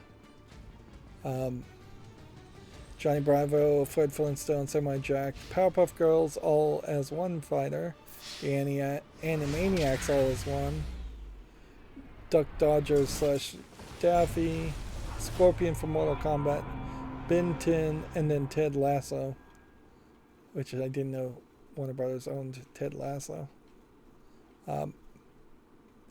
It's an insane mix of characters.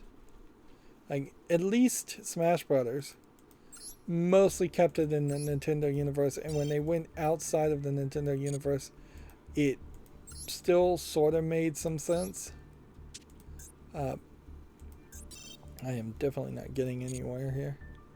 I guess the question is, if I was supposed to copy this from this, what could I do with this deck? Really nothing. Because this deck in particular really needs that extra deck more than most. We could try something like this.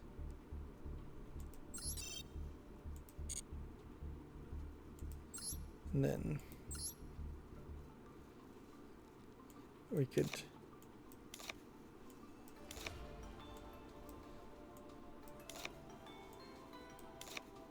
do that.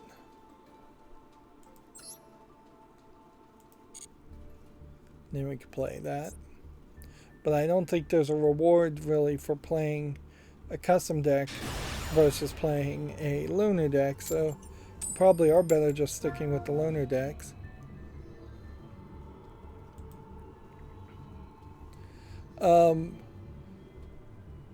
I guess this may be more evidence of people actually talking about Stray. Cats watching Stray has become the latest Twitter trend. Some pets are transfixed by Anna Perino's feline adventure. So, yeah, real world cats apparently seem to be watching Stray. Although, I'm not sure that real world cats don't fairly commonly watch TV, particularly TV with other animals in it anyways. There is a purring button in Stray, so it's not just that cats are randomly watching it, it's that their owners are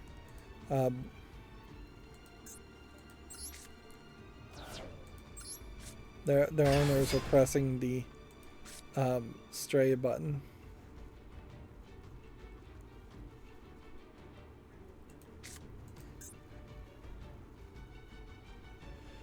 Once per turn, you can special summon one dragon monster from your hand.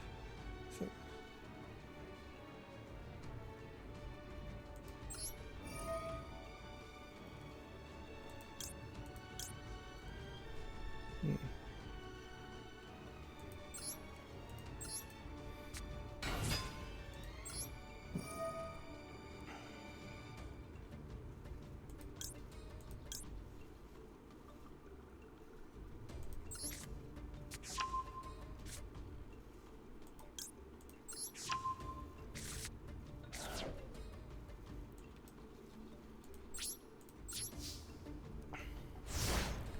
Sorry, I'm going quiet here. Let's see. Xbox is adding Discord voice chat. Discord seems to be continuing to succeed, which I guess Discord might be one of the newest services to actually be successful in the past year or so. Whereas a lot of the other ones have been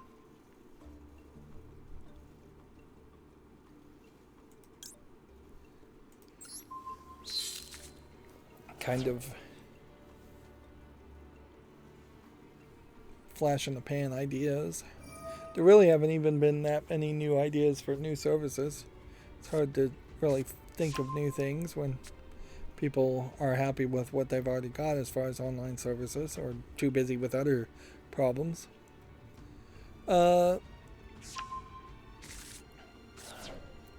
EA has confirmed that FIFA 23's new features include crossplay and Women's League. The men and women's World Cups will also feature in the final FIFA game from EA Sports. So this is a case where that I guess answers my question as to whether there were any leagues of soccer where men and women were playing against each other, and the answer, I guess, is no.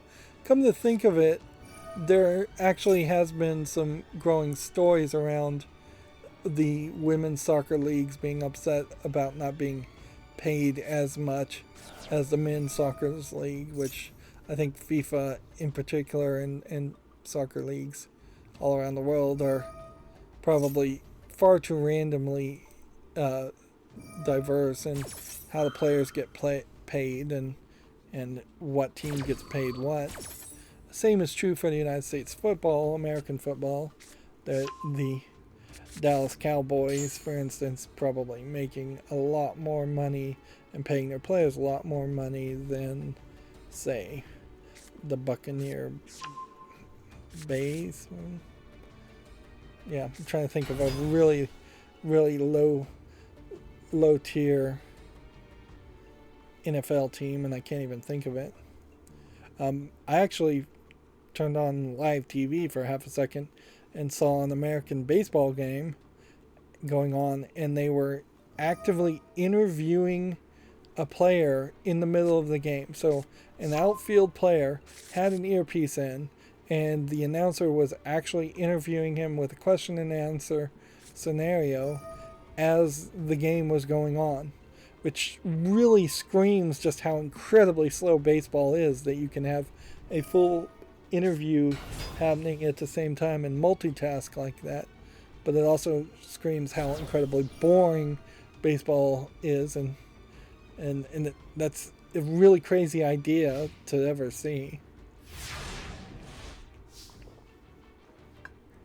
And I'd be interested to find out, but not interested enough to actually look it up as to when they started doing this.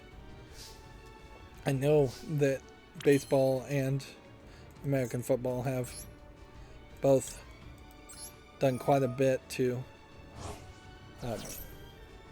try and change things up, small changes to the rules, and just maintain and grow their viewership if they can. I think it's mostly just maintaining is their goal.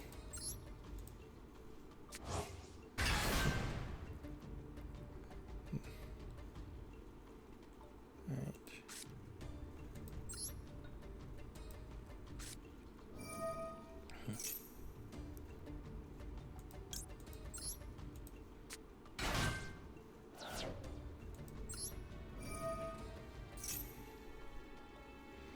You would almost assume that if they came out with a new structured deck,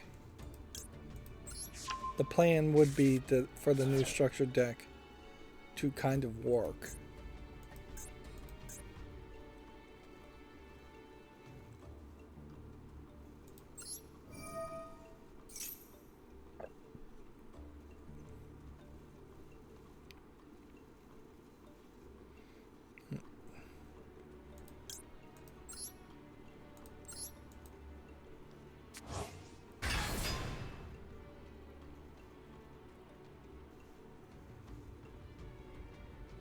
Alright, let's see what we can do now.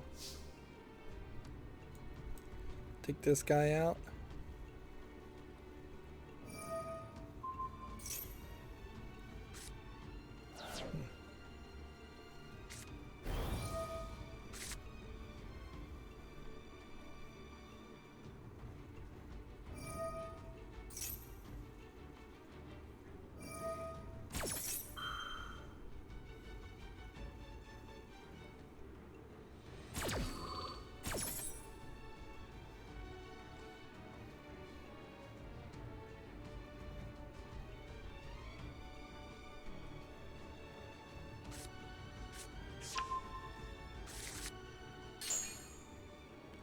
Oh, I'm going quiet here. We still got plenty of news here. I'm very distracted today. The heat's not helping. Spider-Man's remastered PC features have been revealed with a new trailer. The title is available to pre-purchase now on Steam and Epic Games Store. Like, I really should play Spider-Man Remastered on day one. I don't think I probably will, because I'm not that rich or that good of a content creator. Deep learning super sampling, ray traced reflections, deep learning anti-aliasing, both from NVIDIA. Let's see. So, a lot of options, it seems like, to potentially try and make the game. Pre-purchase the game and you'll get several different suits. Yeah, there's definitely an argument around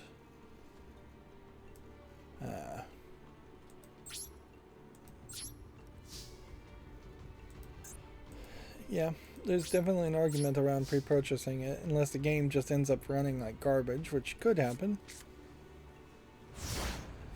Let's see, PlayStation is discontinuing one-to-one customer support on Twitter. The online support method will no longer be available beginning in August. It's kind of funny to come out and say this. Beginning in August, the @Ask PlayStation Twitter account serving Americas, Europe, Australia, and New Zealand will cease to offer support to individual customers. Currently offering one-to-one customer support to players 7 days per week. It's been operated since May 2010. So that, if anything, really, I think just goes to show that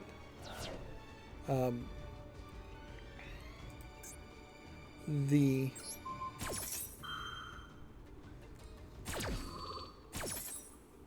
effect of Twitter and the impact of Twitter is very, very little nowadays.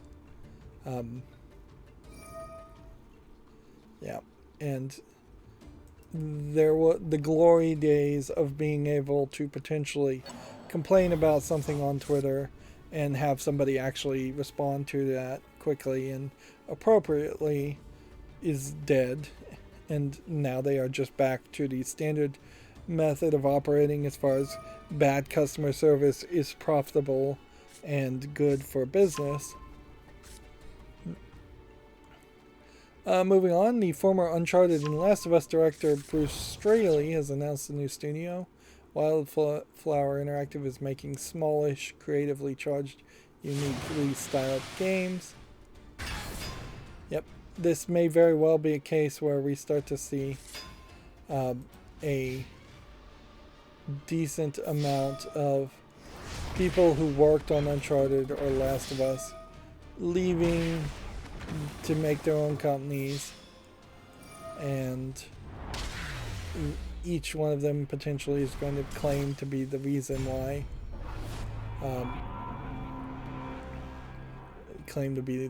things are going to the reason why Last of Us and Uncharted were successful.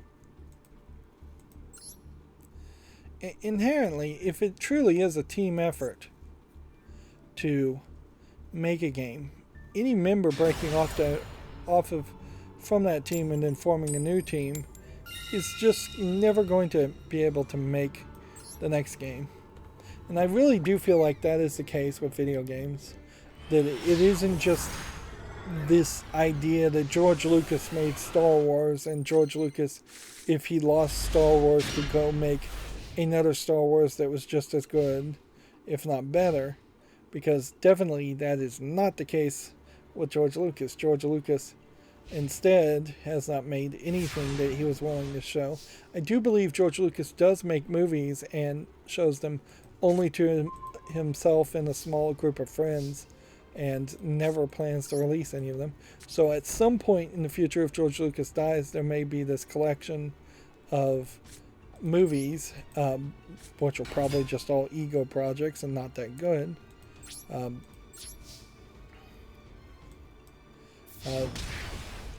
I could see they say the same is true for like Prince's collection of music, but in a lot of ways too, any unpublished music from Prince or Michael Jackson or George Lucas probably is a lot more valuable as a mystery box than it is as an actual product. So I could see collectors getting the rights to unpublished George Lucas movies and then selling the single copy of it, the rights to it, to a collector who's just going to hoard it to maintain its value or increase its value.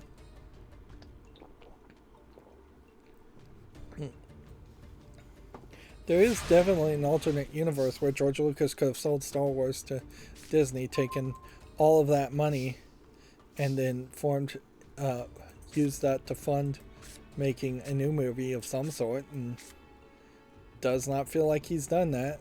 I don't think he did that.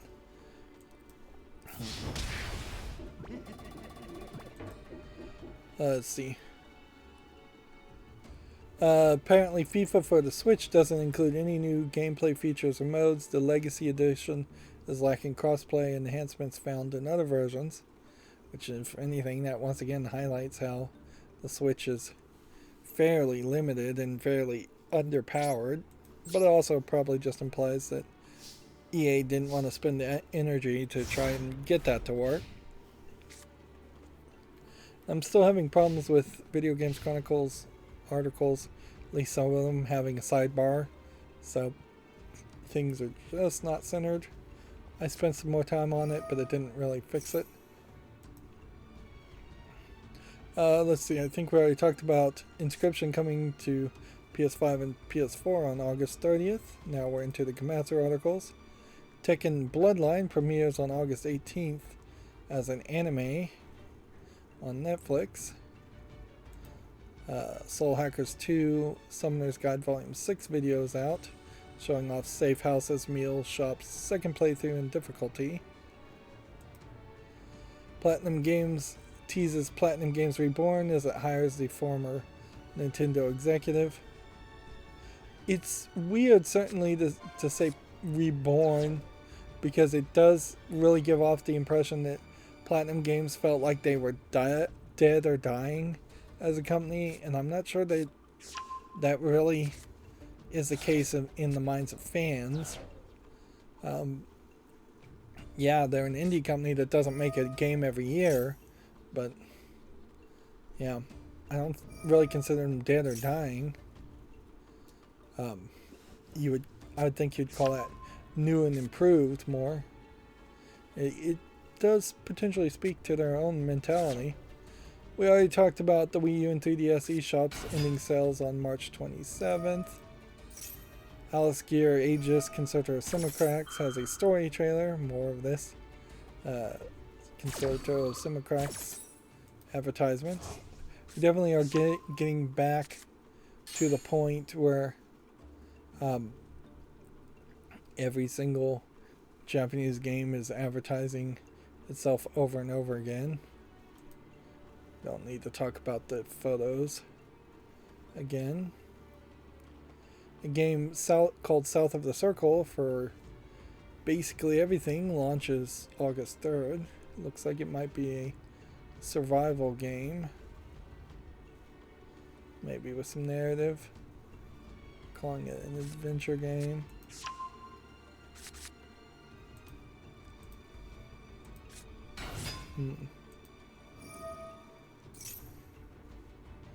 Yeah, it kind of feels like an adventure game more than a survival game. And definitely feels like it might be fairly narrative focused. Let's see. Mario Strikers Battle League's first free update adds Daisy, Shy Guy, and Night Gear. And Desert Ruin Stadium.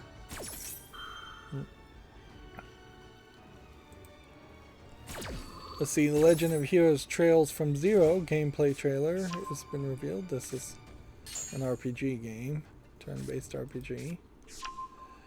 Romero Games is hiring for a new first-person shooter developed on the Unreal Engine 5, which that does tell me more, certainly. They're working with a major publisher. I'd suspect Embracer Games. And looking at the skulls here, the Romero games, does imply that it's going to be fairly hardcore and dark. I can't help but think that John Romero might have made some of the zombie movies in the past too, but I could be totally wrong about that. Like, I may be confusing some name like George A. Romero and John Romero, which they may have some distant relative connection there. Because I think George A. Romero made Night of the Living Dead. Let's see. No More Heroes 3 coming out on everything October 11th in North America, October 14th in Europe. I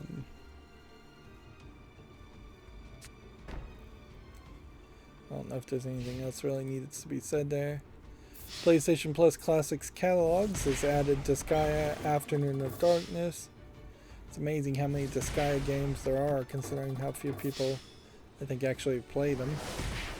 Let's see, the Breakers collection is going to support rollback netcode and crossplay, which arguably rollback netcode is probably easier to do in older games than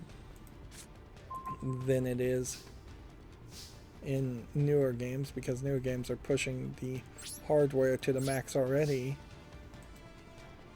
as far as CPU and GPU. See, Final Fantasy X series shipments and digital sales have topped 20.8 million, which Final Fantasy X, X-2, and no, I guess Final Fantasy X and X-2 are the only two games in that series. 20 million between two games really highlights that there really has only been about 10 million sales, because almost certainly anyone who played 10-2 probably played 10. Let's see, Kogado Studio launches a Deep Blue 20th teaser website, which never heard of that studio, and I really can't take much from that other than some announcement at some point. A game called Sympathy Kiss launches November 17th. This is a young maiden visual novel from the Idea Factory brand Otomate. Let's see, there's a trailer here. If you want to check it out, we'll skip it. Sokai Tenki launches December 8th. This is a boys bond visual novel, which I still think that boys bonds, is that a new phrase to imply yaoi? Or a certain level of male bonding without actual, like, male on male kissing or sex. Yeah, I really have no idea what boys bonds means.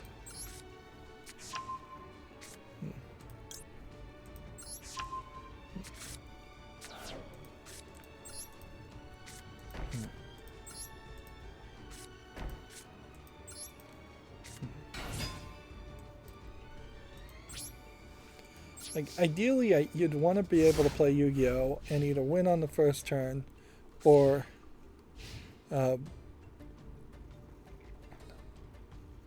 win on the first turn, or have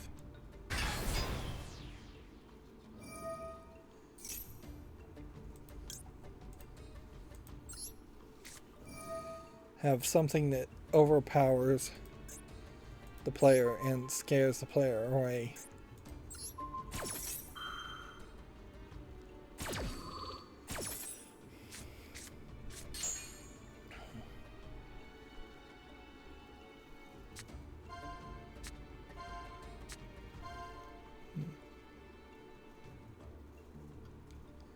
This game is really not giving me any information about what Boys Bonds means.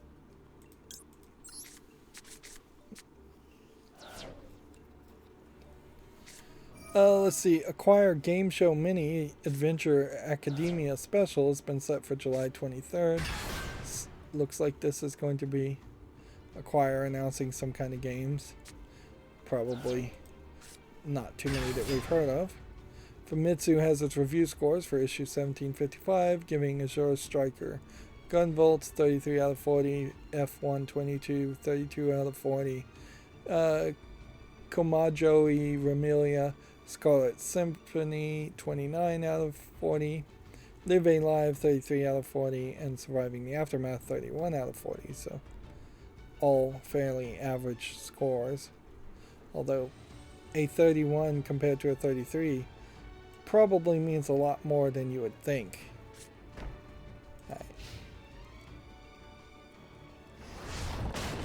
So we've got a lot of games that have come out, so I'm going to try and burn through these fairly quickly. Here we have one called Updog, which the joke name and the kind of lack of variety in the screenshots I think is going to be a no here. There is the beginning of something here as far as a platformer where you're jumping around and I guess trying to collect balloons and return them to a base or something like that, but I don't think there's quite enough of an experience there. Let's see, Rogue Warlords is a tactics-based game. There might be something to this.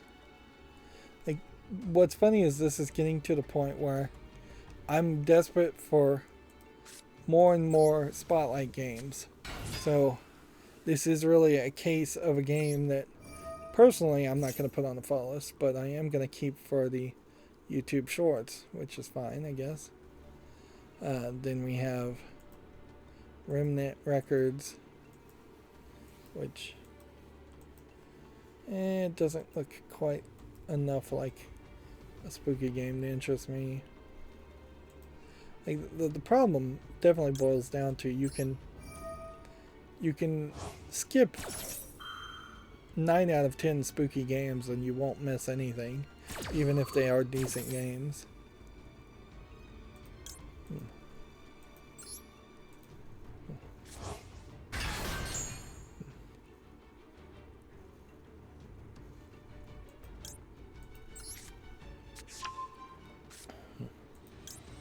Need to figure out which card makes sense to draw and throw into the graveyard if there is a specific one. Penguins Can Fly as a game really is nothing. Playing as a penguin isn't a terrible thought for an idea, but you would have to do more to it. Half-Earth Socialism doesn't look like it's polished enough. Let's see, The Clown's Forest. It's an RPG game of no interest. At a certain point, though, if the daily shorts aren't even games I'm willing to curate, though, then what am I doing? I guess the answer is that there's just going to be 2 levels of curation. Games that I say, hey, check this out, which is what I'm doing when I'm streaming anyways, and games that I actually am willing to put on the follow list. Which that's acceptable, certainly, to say that there's a different reasoning and logic behind making YouTube shorts, and that there is a kind of requirement factor here also. Golf Pool VR, which is mixed reviewed. I don't see the reason to mix golf and pool. It seems like a dumb gimmick. Either do putt-putt / golf, or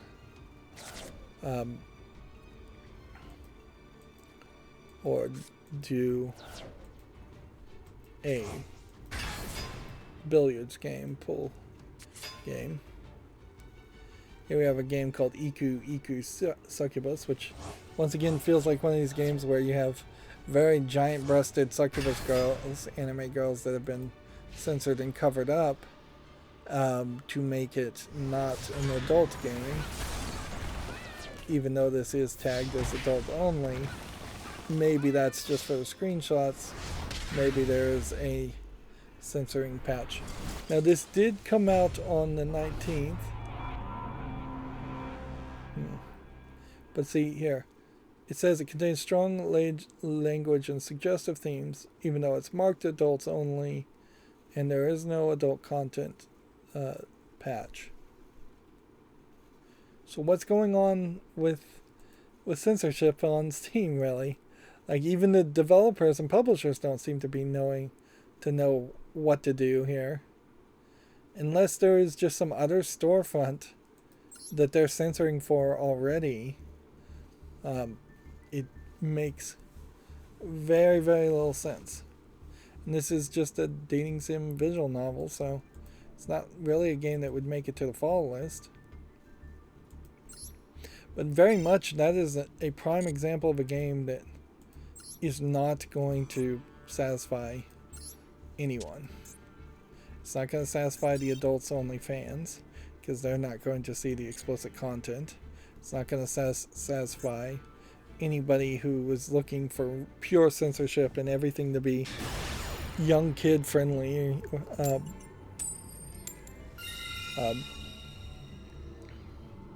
So yeah,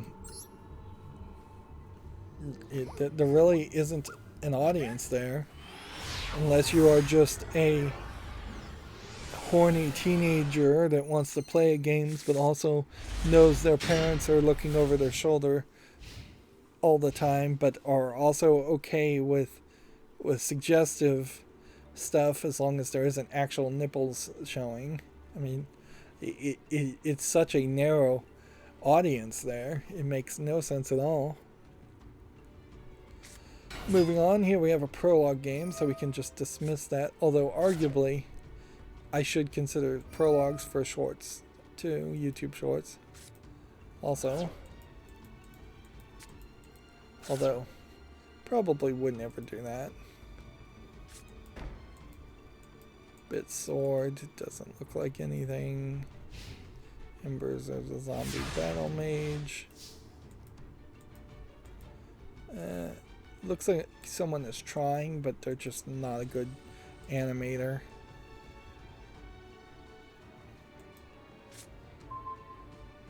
Elden Gunfire 2.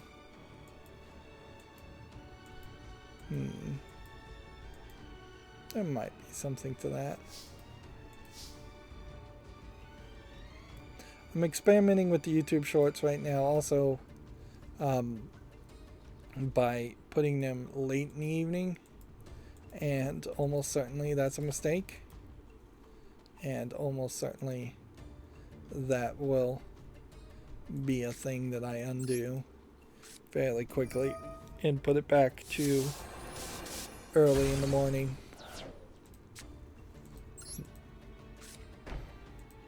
But yeah, this whole thing right now is basically an experiment, so I'm willing to miss out on 4 or 5 views to potentially hit the jackpot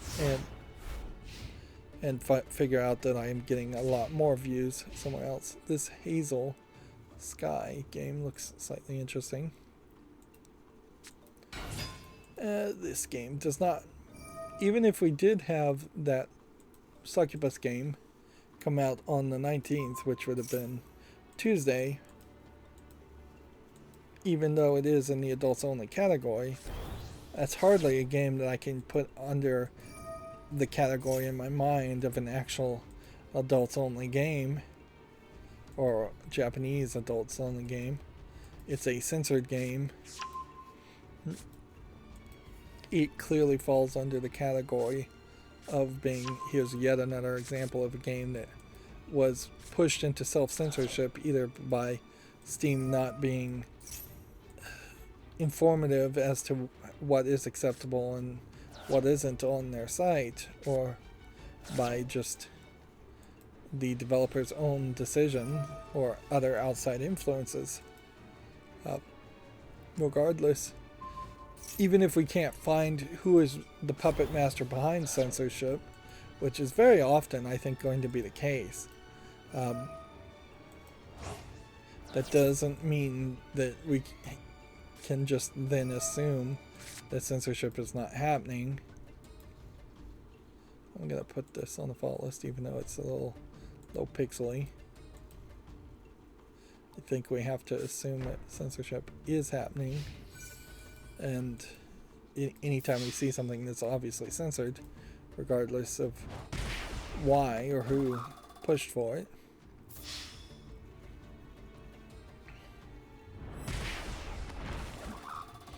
It really does feel like what's going to happen though with this festival, as I don't pay much attention to it, is that I'll just try to find a deck that loses the quickest, because probably is the easiest thing to do, is just to start in turn, start in turn, start in turn, and just let the other player defeat you. Let's see. By not saying anything, I'm also burning through a lot of these games fairly quickly, which is good. I also think we probably need to get fairly high as far as the YouTube Shorts, fairly far ahead. I really don't have it in me to guarantee that I'll always be ahead there. So I probably should be at least a week or two ahead with new announcements, which is not my desire, certainly. My desire would be to have a new game that actually came out that specific day was showing, but in practicality that's not really how that's going to play out. This Tombstar might have something in it, but it probably doesn't. Baldur's Gate Dark Alliance definitely should be spotlit. See, I have like 4 or 5 things ready to be spotlit already. So what it will come down to is then going back through it and seeing which games are the best of that smaller group.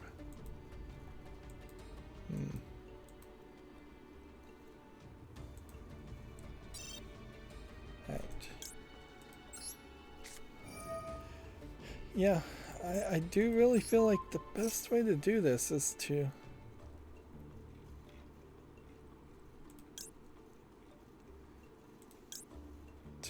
cheat and just let it win.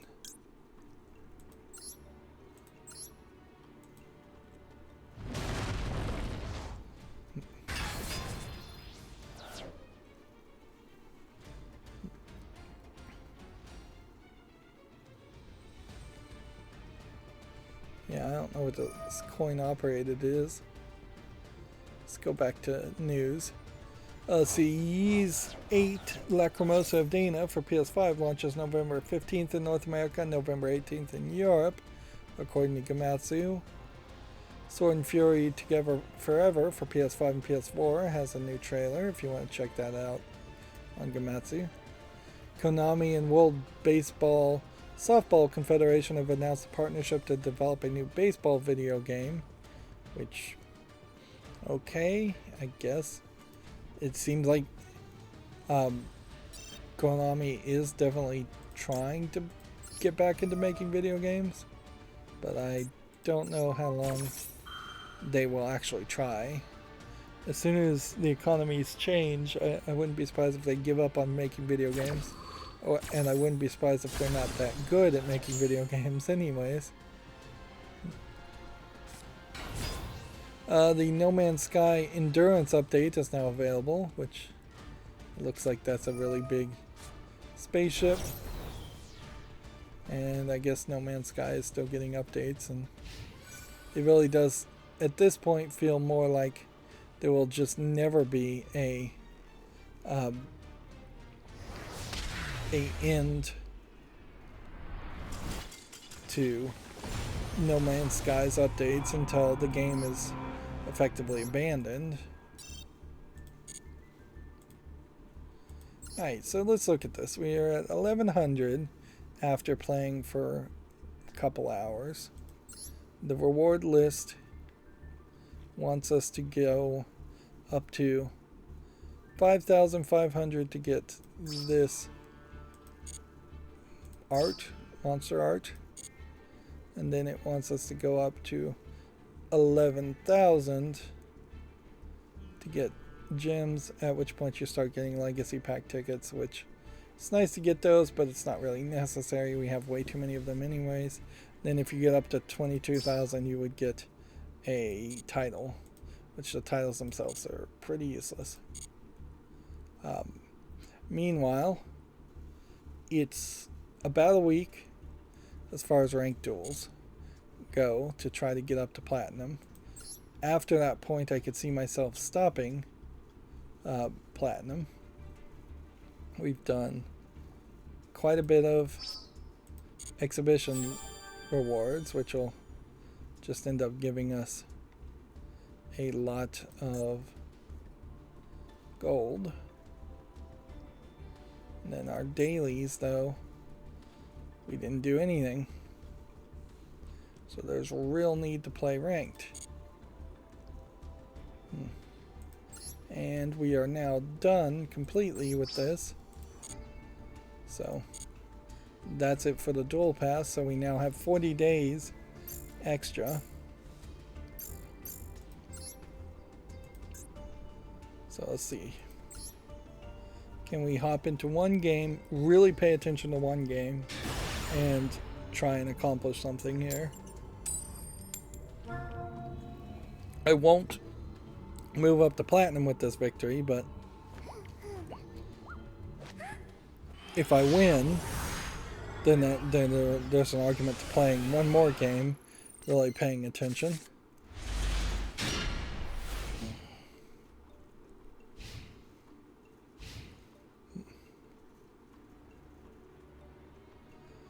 And it could be a lot of people are playing the festival right now, so now might be a decent time to be playing ranked, or might be a pretty bad time.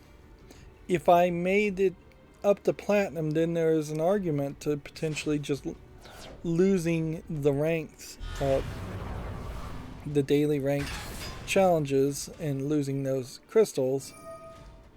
It's not really a great argument, though, to do it that way by not playing.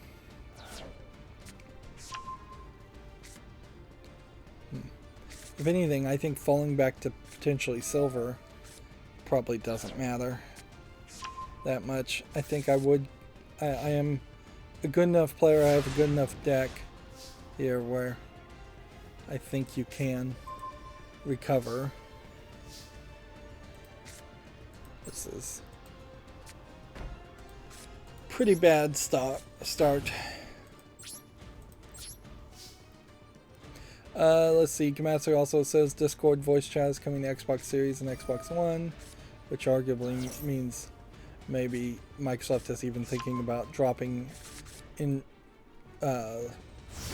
its own Xbox voice chat. Kanada Alice Moe Suru is now available for PS4 in Japan. It's a Yuri girl-on-girl visual novel, which was first released on the Switch in April of 2021. Let's see. Alfred Hitchcock's Vertigo for the PS5, Xbox Series, PS4, Xbox One, and Switch launches September 28th and 27th in Japan. In Europe, man, I cannot read anything correctly, and October 4th in North America. Apparently, it's currently available for PC. I did not realize that it had come out. So, very much a case where it came out And none of the mainstream video game critics that I was following around December 16th of 2021, which I definitely would have been following it, bothered to even play it or give it the time of day. It is on my wish list, my follow list here, so I can now put it on the wish list. But definitely feels like I missed out on an initial launch around it. It may also be a case though that the game was actually fairly busted when it originally came out and they fixed it. I suppose if you came down to the graph, no, it seems like it was overwhelmingly positive even in its first launch. So nope, just a game that did not put enough money into publishing and advertising from the looks of it, and instead opted to just come out with very little fanfare. And publishing and advertising may very well just equate to the idea of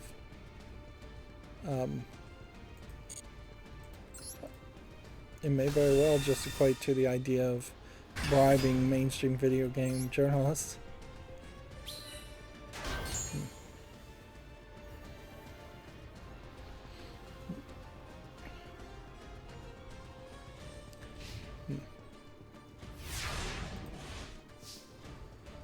Let's see. Grim Grimoire, once more. Demo is now available in Japan, according to Gametsu. I said I needed to pay attention here, so let's actually pay attention. Okay.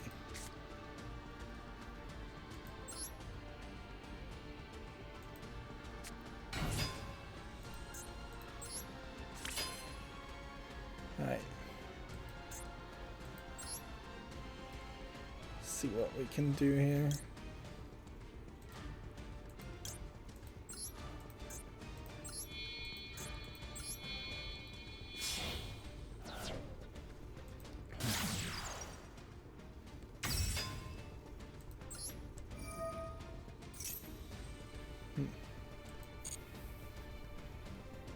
Let's see.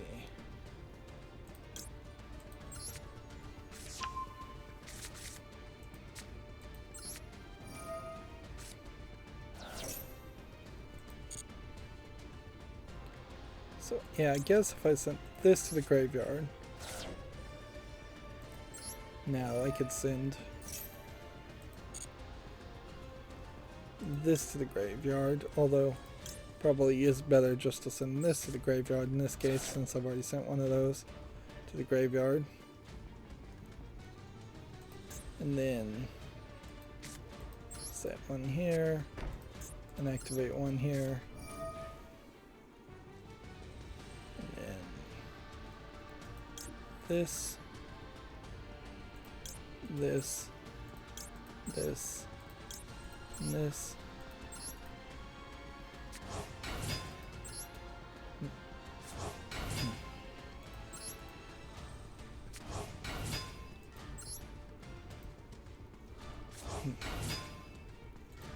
Summoning this, and then taking all of these.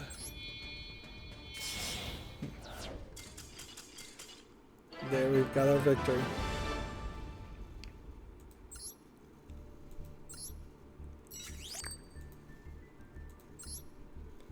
So we'll duel again. Need apparently 2 more victories. Gametsu has the same article detailing the PC features of Marvel's Spider-Man Remastered. Although it's going to be slightly confusing as far as just what is Spider-Man Remastered versus what is Spider-Man Miles Morales, because those are different experiences, or different games. Dragon Quest Offline details its character customization, which I don't think that's going to be that interesting considering how far away from the screen the characters are going to be when you're seeing them. And then Bruce Straley has established a new studio called Wildflower Interactive which we already talked about that.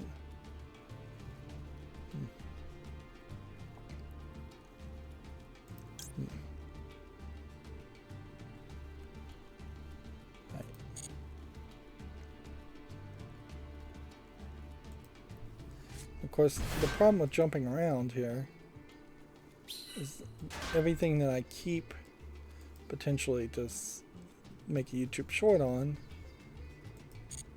is going to now be in the way, but not too big of a deal. Even now, it does seem like we're going to be fairly consistent as far as staying below 3 hours, and we may very well start to hit a point where we never see a 4-hour or longer live stream.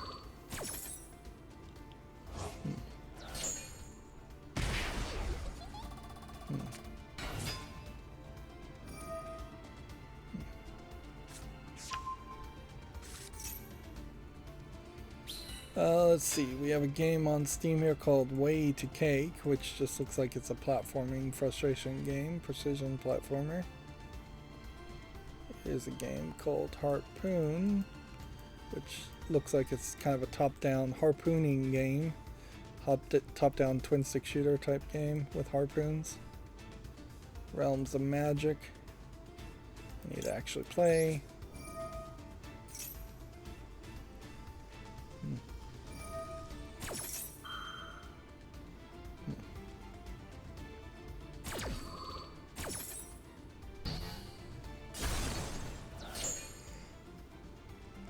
Darn it, darn it, darn it.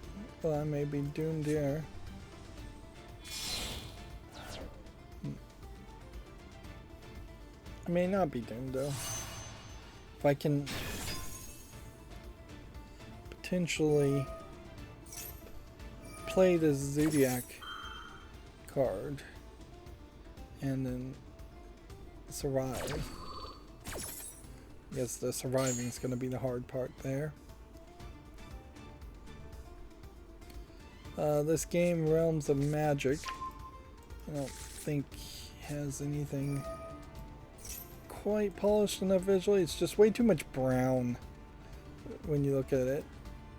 Bad color palette. Here we have a game called Air Obscure, A Hunt in the Dark, which, is this a multiplayer game? No, it's a single player game. Alright, we'll put that on the fall list. Pretty much at this point, that game definitely has nudity in it.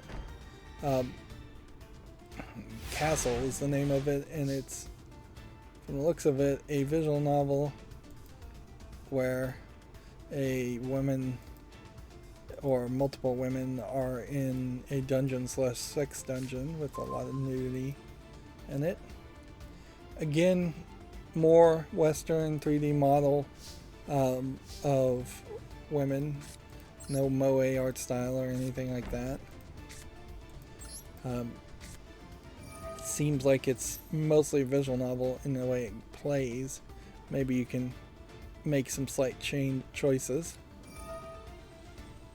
The actual name of the game is labeled as Lust in the Castle, whereas the title at the top says just Castle. So yeah, again, we're seeing a very high number percentage-wise of Western realistic 3D model adult games being listed on Steam compared to Eastern games, when that number really should be about equal in my mind. All right. Okay, so we do this, which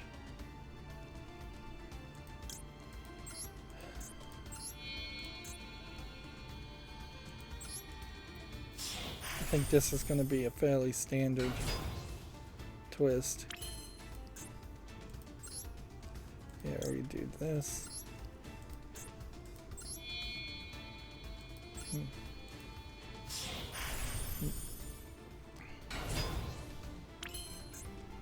do this.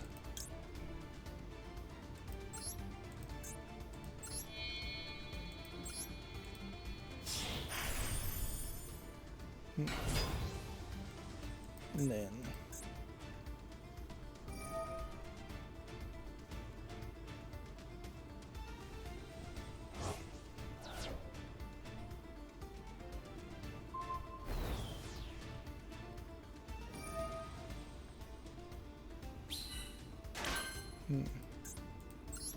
right, then we do this.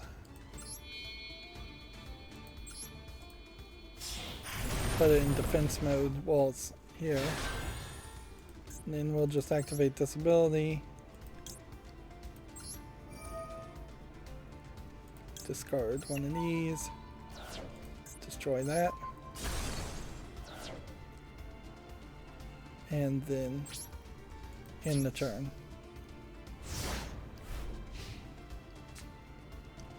Let's see, we have a game here called Toggle Cube, which looks like it's just a Sokoban box pushing game. If anything like that, something like that. We have, I think we had already talked about this game. This weird color palette. CGA color palette. Yeah, we have another weird visual game. We have about 5 more games to talk about. Alright, discard this. Destroy that. Really get as much use out of this as possible. So even if he does bring in something really big, it's not going to help him.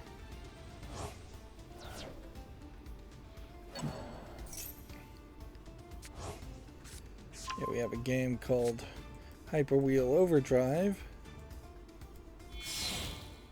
I suppose there is a unintentional benefit around looking at the GameDeveloper.com articles at the end of a stream.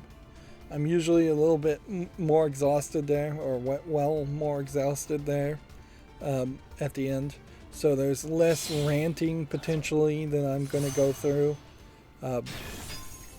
around the more agenda-based articles that GameDeveloper.com tends to publish. Which does make an argument that I probably should go through the Gametsu articles before the Video Games Chronicles articles, but also I think the Gametsu articles being so Japanese-centric up front hurts that idea somewhat. Because there definitely is a player base of people that are only going to want to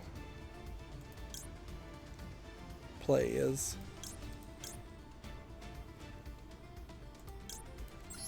they're only going to want to play Western games, and they're not going to be interested in playing Eastern games.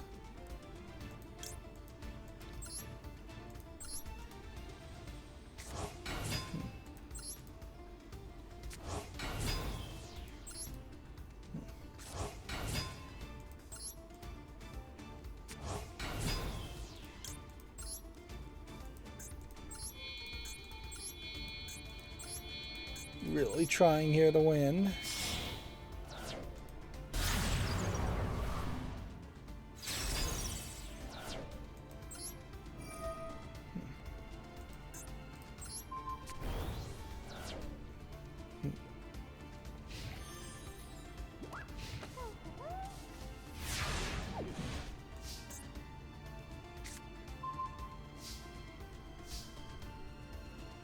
Okay.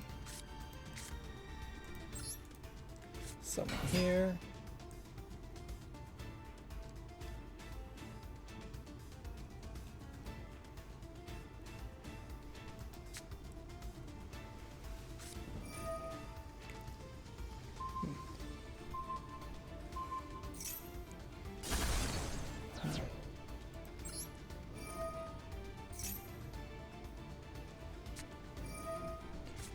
just trying to cancel everything I do.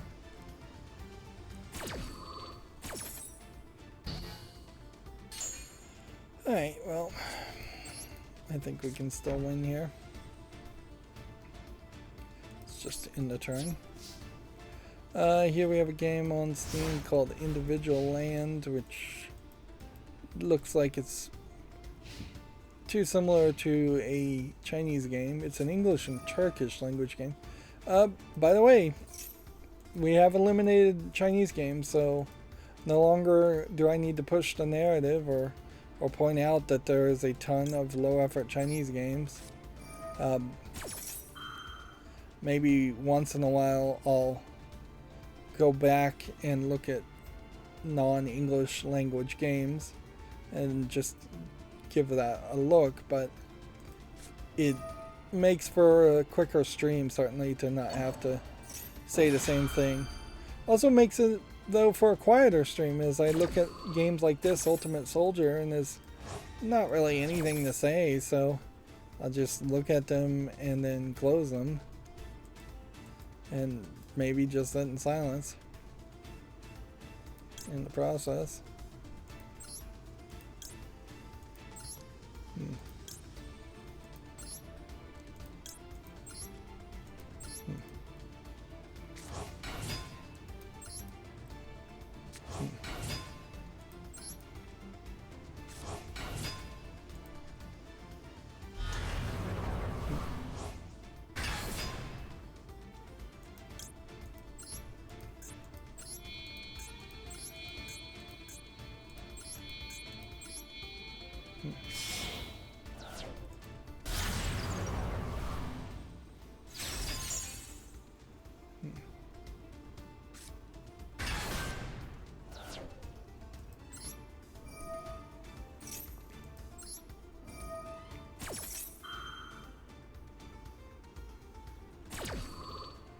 Still trying to really win here.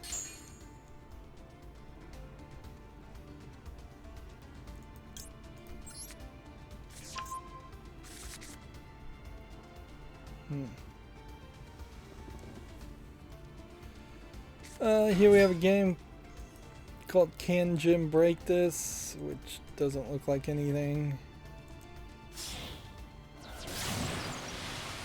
Beat Slug Hyperway, looks like it might be something. Impact Point.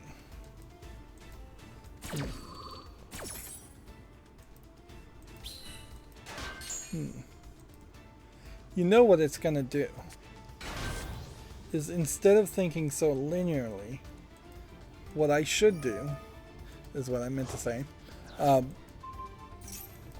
This kind of looks like Plants vs. Zombies, but not quite good enough for me to put on a fall list.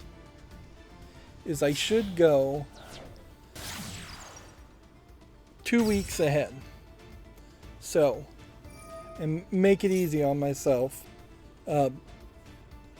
Schedule videos to do a spotlight on up until the Monday, the Monday of the next week. So not the upcoming Monday, but the Monday after the upcoming Monday, whenever that is. I should have something scheduled at that point. And then if I have other games I want to YouTube spotlight, I should just start filling those in to have a second YouTube short. Like, if the numbers that I've seen quoted, where you need to have at least 3 shorts a day to increase your other video views by 7-fold, that would be the way to do it. On top of that, then that creates a decent system in which you're fairly close towards the announcement where you're highlighting these games. You're not talking about a game that came out 3 weeks ago or 4 weeks ago. Worst case scenario, the game that gets spotlighted on the Sunday before that second Monday would be 2 weeks old. And then you would want to rotate that, I suppose. So once you're past the first week, if you only have maybe 1 or 2 extra YouTube shorts, that's fine, as long as you get the initial level of shorts.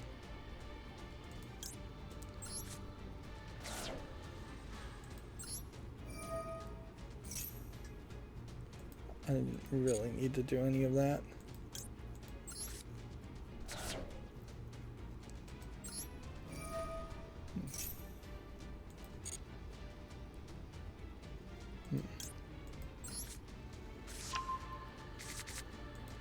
That was very much the long way to accomplish the same thing.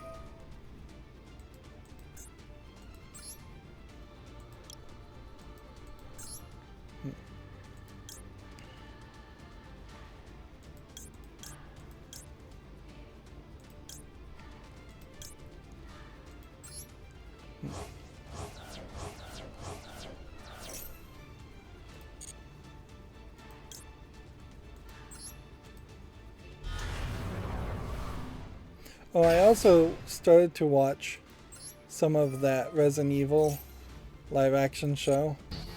I think part of the problem with it definitely comes down to a level where they probably should have just shown the scenes that are set in the future, which is kind of stupid to show scenes in the future, because it means anything that happens in the flashback is never going to be a risk for that characters that you've seen in the future.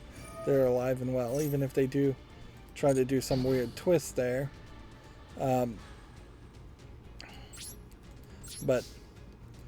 it definitely feels like the game should have, the TV show should have been set just in that future post-zombie apocalypse part, and then all the content in the pre-zombie apocalypse stuff feels kind of crazy. I didn't even make it really through the first episode. The bad writing that people are complaining about, cringeworthy writing, I think that speaks to a director who thought those were good ideas, and that's probably going to echo a lot of similar mistakes in the going further. So I wouldn't be surprised if the future parts are just reshoots or what the show was supposed to be. There's a heck of a lot of talking at the beginning, setting things up. Not a lot of zombie stuff. Maybe too much Umbrella Corp. There's a African American actor playing Wesker. He's a very good actor, I think, so I can't really complain on the colorblind casting there. But he's also got a couple of daughters who seem to be Latino.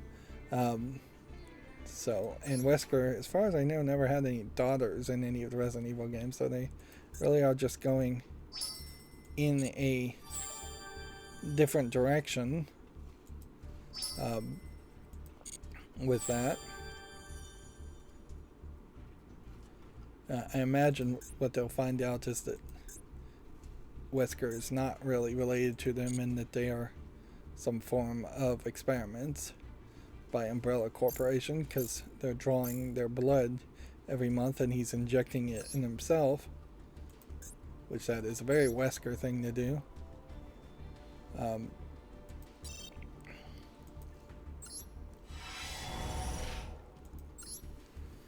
But yeah, I could see it being hard to enjoy the Resident Evil live action series regardless of what you did.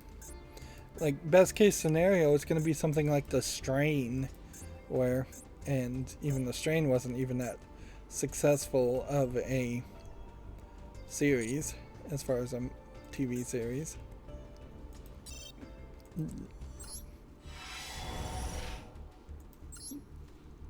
Or they could have tried to do something more like The Walking Dead, but then why would you write cringeworthy dialogue and show that your main characters are Wesker, a jerk that nobody's going to like, who is the bad guy, and clearly shown to be the bad guy, and his daughters, who also seem like they're kind of bad guys. There's really nobody to root for at the beginning of the episode. And they, jumping forward again, also show that the world is kind of taken over and the zombie apocalypse happened and the world ended. What's interesting is they show a map of the world and they have different countries or regions now compared to a current map. Like, there's most of Europe is controlled by something called the Faith, which I don't know if that's supposed to be a reference to like the religious cults in Resident Evil 4 or not. It's an intriguing idea, certainly, that I imagine a better writer would be able to do something with. Meanwhile, I'm just opening legacy packs to be done with them. Just burn this down quite a bit in legacy packs to get a bunch of these normal and rare cards, which really that we are going to fairly quickly hit a point where I have tons of crafting points and nothing to spend it on as far as normal and rare cards. And because the balance there of crafting points cannot be converted, it doesn't help.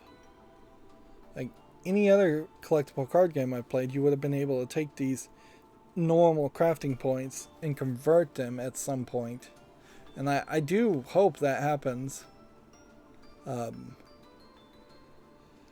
some point, where we could take 100 super rare points and turn it into 10 ultra rares, or 100 normals or rares gets turned into 10 super rares.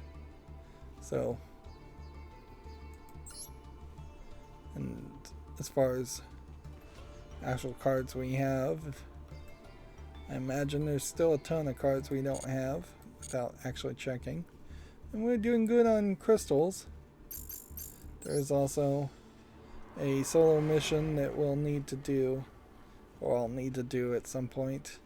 It definitely feels like the solo mission, you're going to get one within the first couple of days of a month. And so it does kind of feel like it's better just to wait until the last second to duel in solo mode 3 times per month versus potentially getting the same daily quest multiple times. And then we've got some rank things that I'd still need to do, and then obviously more exhibition things that need to happen, and just more exhibition play. Let's wrap up. We are potentially going to be 3 hours if I'm not moving it forward. So the GameDeveloper.com articles, Paradox CEO saying Bloodline 2 still exists, which is good to hear. It turns out global warming could also harm your Steam Deck. Valve has told Steam Deck owners dealing with heat waves that performance may drop once temperature exceeds 95 degrees Fahrenheit. Hearing a lot of degrees and temperatures in Celsius these days, and still have yet to figure out how to run the calculation in my head. Halo Infinite art director Nicolas Bouvard has left 343 Industries. He spent 14 years with the company working on the Halo franchise, which that sounds like another big name departure. Discord voice chat heading to Xbox, we already talked about. Platinum Games is working on a large-scale unannounced IP, although we know it's not really in the Bayonetta vein at all.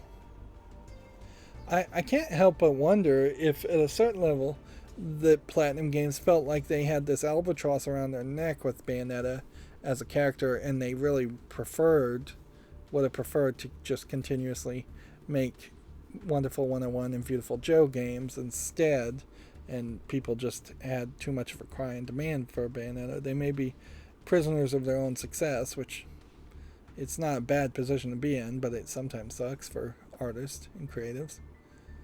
Let's see. EA's chief officer Ken Moss announces his departure from the company. He worked 8 years with EA's technology division to support mobile games and Origin store platforms, which does make me wonder if Origin's going away, which that would be nice to hear, certainly. Or if mobile games are going away, particularly from EA, that would be good news also. And then we've already talked about Wildflower Interactive. This guy looks a little bit goofy to be the guy in charge. This does look like what an average boss would look like, but what bosses look like in the video game industry tend to get hair plugs and look a little bit better. If anything, this is probably the kind of guy you'd look towards stereotypically to work for. You'd want somebody that's a little bit goofy and unkempt and much closer to a Gabe Newell than a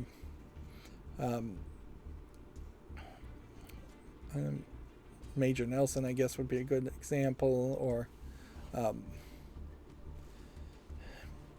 trying to think of somebody else. Well, you look at the Activision Blizzard CEO, for instance. He's a prime example of somebody who looks way too good for working at a video game company. And then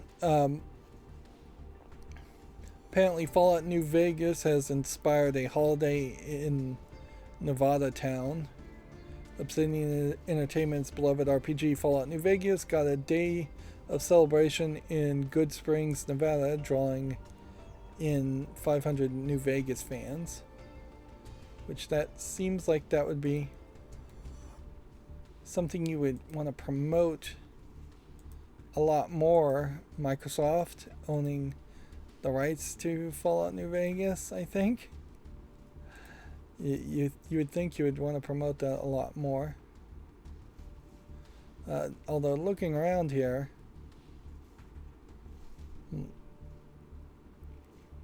it does really feel like it's just a fan meetup. And okay, they're listening to a band, they're drinking. It definitely looks like it's just that. You're definitely seeing a lot of people not really dressed up in cosplay that would match Fallout New Vegas. There's a few, but not a ton. And you have a guy there with a particularly large gut, which they're fighting the stereotypes, I suppose. One thing you could say about this is particularly there is no concern as far as COVID here in the United States. If you needed an example, like, people are right next to each other. There's nobody wearing a mask at all, not even costume masks or anything like that. I know COVID's not a huge deal, but then monkeypox at this point is also becoming a big deal, so people didn't learn their lesson there. And there is definitely a thought that monkeypox is only going to be through very close sexual contact or very close contact, and that it's only happening amongst the homosexual community. No, not really the case with any kind of pox, chickenpox, monkeypox, or anything. What a pox is usually on the surface of the skin, and often something that will pop and blister and burst and spread throughout the air to get the virus everywhere. So yeah, not a lot of caution in the United States. People are tired of any restrictions like that or mask mandates or anything, and they just want to get out and get back to their old way of living their lives, when really the old way of living their lives wasn't the smart way to live even then, before we had COVID and other diseases. Like the only reason the flu is even a thing is because so many people live below what would be the necessary level of social isolation and cleanliness enough that they are passing the flu around. And I guess no lessons were learned there. And I'll leave it at that. Here we have some follow-list cleanup. So we have the Lost Deep here that's mixed, so we can get rid of that. The Dead Sea Scrolls adventure from 2022. We'll give that more time. The Dead Rooms.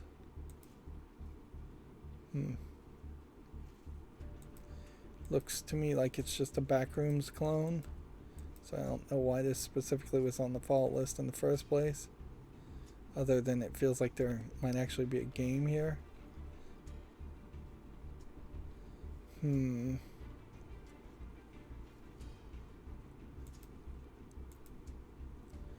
Now I think what tricked me here is that it feels like it's just a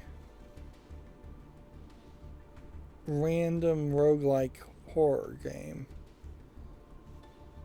And it doesn't really have too much to do with the Backrooms. It's just doing some name confusion there. So there might actually be a game here, but more than likely it's doomed to not have enough reviews to be relevant. The Dawn of Art is a VR game, which I need to reevaluate VR games at some point. The Daunting House, I think, can leave the fall list because at this point it's been a year, and nearly a year, and doesn't have enough reviews. Dark Side Detective definitely can make it to the wish list. I don't know why it wasn't already, since that's overwhelmingly positive. Fumble in the Dark, I think, is a sequel to the original Dark Side Detective. Yeah. So at some point maybe I was thinking let's not put sequels on the wish list, although at this point that's not the rule, and that really hasn't ever been the rule. Dark World, Edge of Eternity doesn't have enough reviews to be relevant, so that can leave the fault list. Everything's moving really slow today. Dark Side of the Mirror is mixed reviewed, which is a shame because I always want these FMV games to work. I'm not seeing any real reason why things are moving slow. I think it's just Chrome that's moving slow. It may also be mouse speed being a problem. This game needs more time.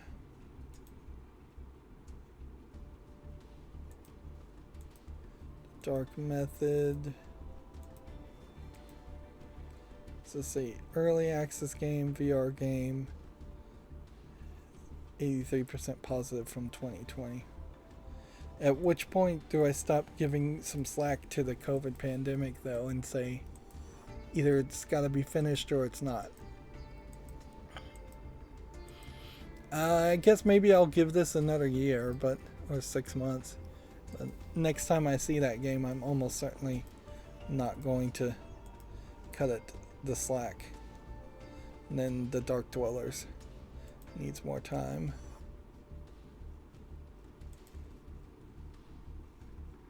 And then let me go through this. So American McGee 9 minutes ago said we'll go through the shared design Bible PDF during today's live stream. 118 pages of design, art, story, and more. Woo. Twitch/TV American McGee. So maybe this is a case where instead of me thinking, oh, he's been real silent on his YouTube channel and he hasn't been live streaming. It may just be a case that he moved over to Twitch and I didn't get the message, which is bad advertisement for a guy who runs a company that's supposed to be about advertising his Wizard of Oz game and Alice Asylum. His YouTube channel is still pushing the plushies. I will also say that the games, the Spicy Horse games on Steam still seem to be missing. Mojang has said that they've banned the use of NFTs and blockchain tech, but they've left the door open for potential use in the future. That's from GameDeveloper.com. But yeah, of course they're going to say that for now, and it's a good thing to probably say that and then stick to it, because blockchains and NFTs will be dead in the future. Alright.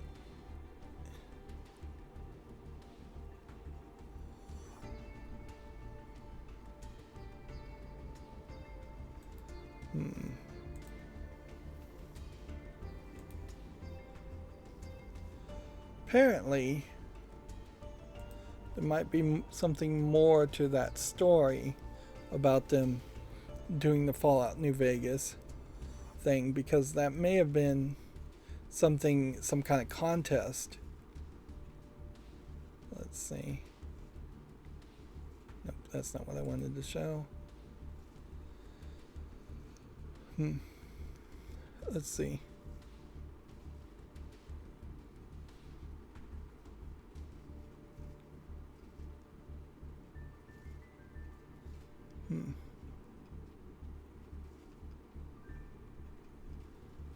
No, it doesn't seem to be like there was a contest or something that they had promised. But see, like, Obsidian was purchased by Microsoft, so Microsoft owns them. So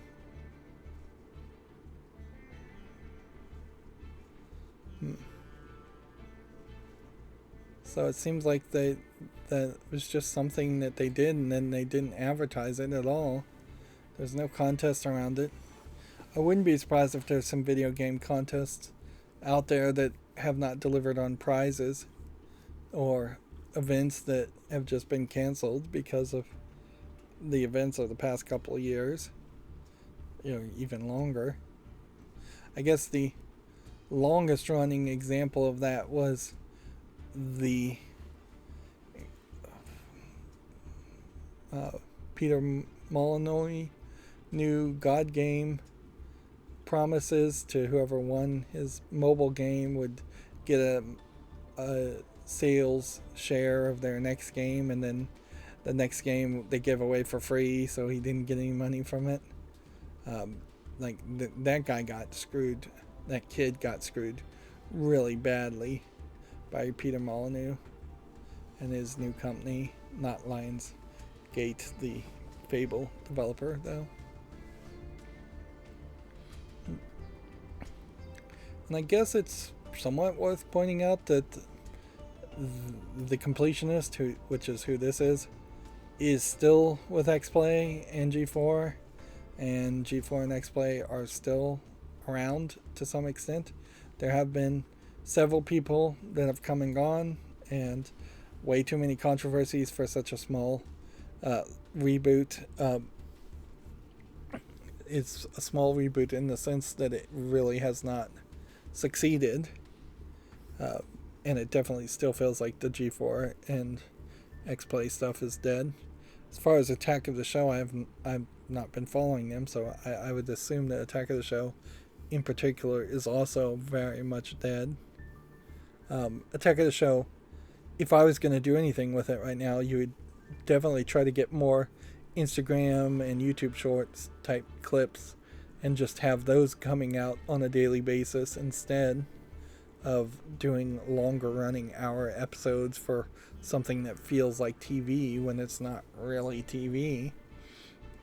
And they definitely haven't brought back any of the other content on G4, which is more of the interesting content, in my opinion, from G4. Anyways, we're at 3 hours and 5 minutes, so that's a good point to stop. That's going to be it for this stream. As always, I ask you to like, share, subscribe, comment, and watch every second of my videos. If you want to further follow me on any social media sites, there's a whole bunch of links down below. And if you want to support me further, there's a link to Patreon, or you can friend me on Steam and get me a game off my wishlist. Thank you for watching. Have a good evening.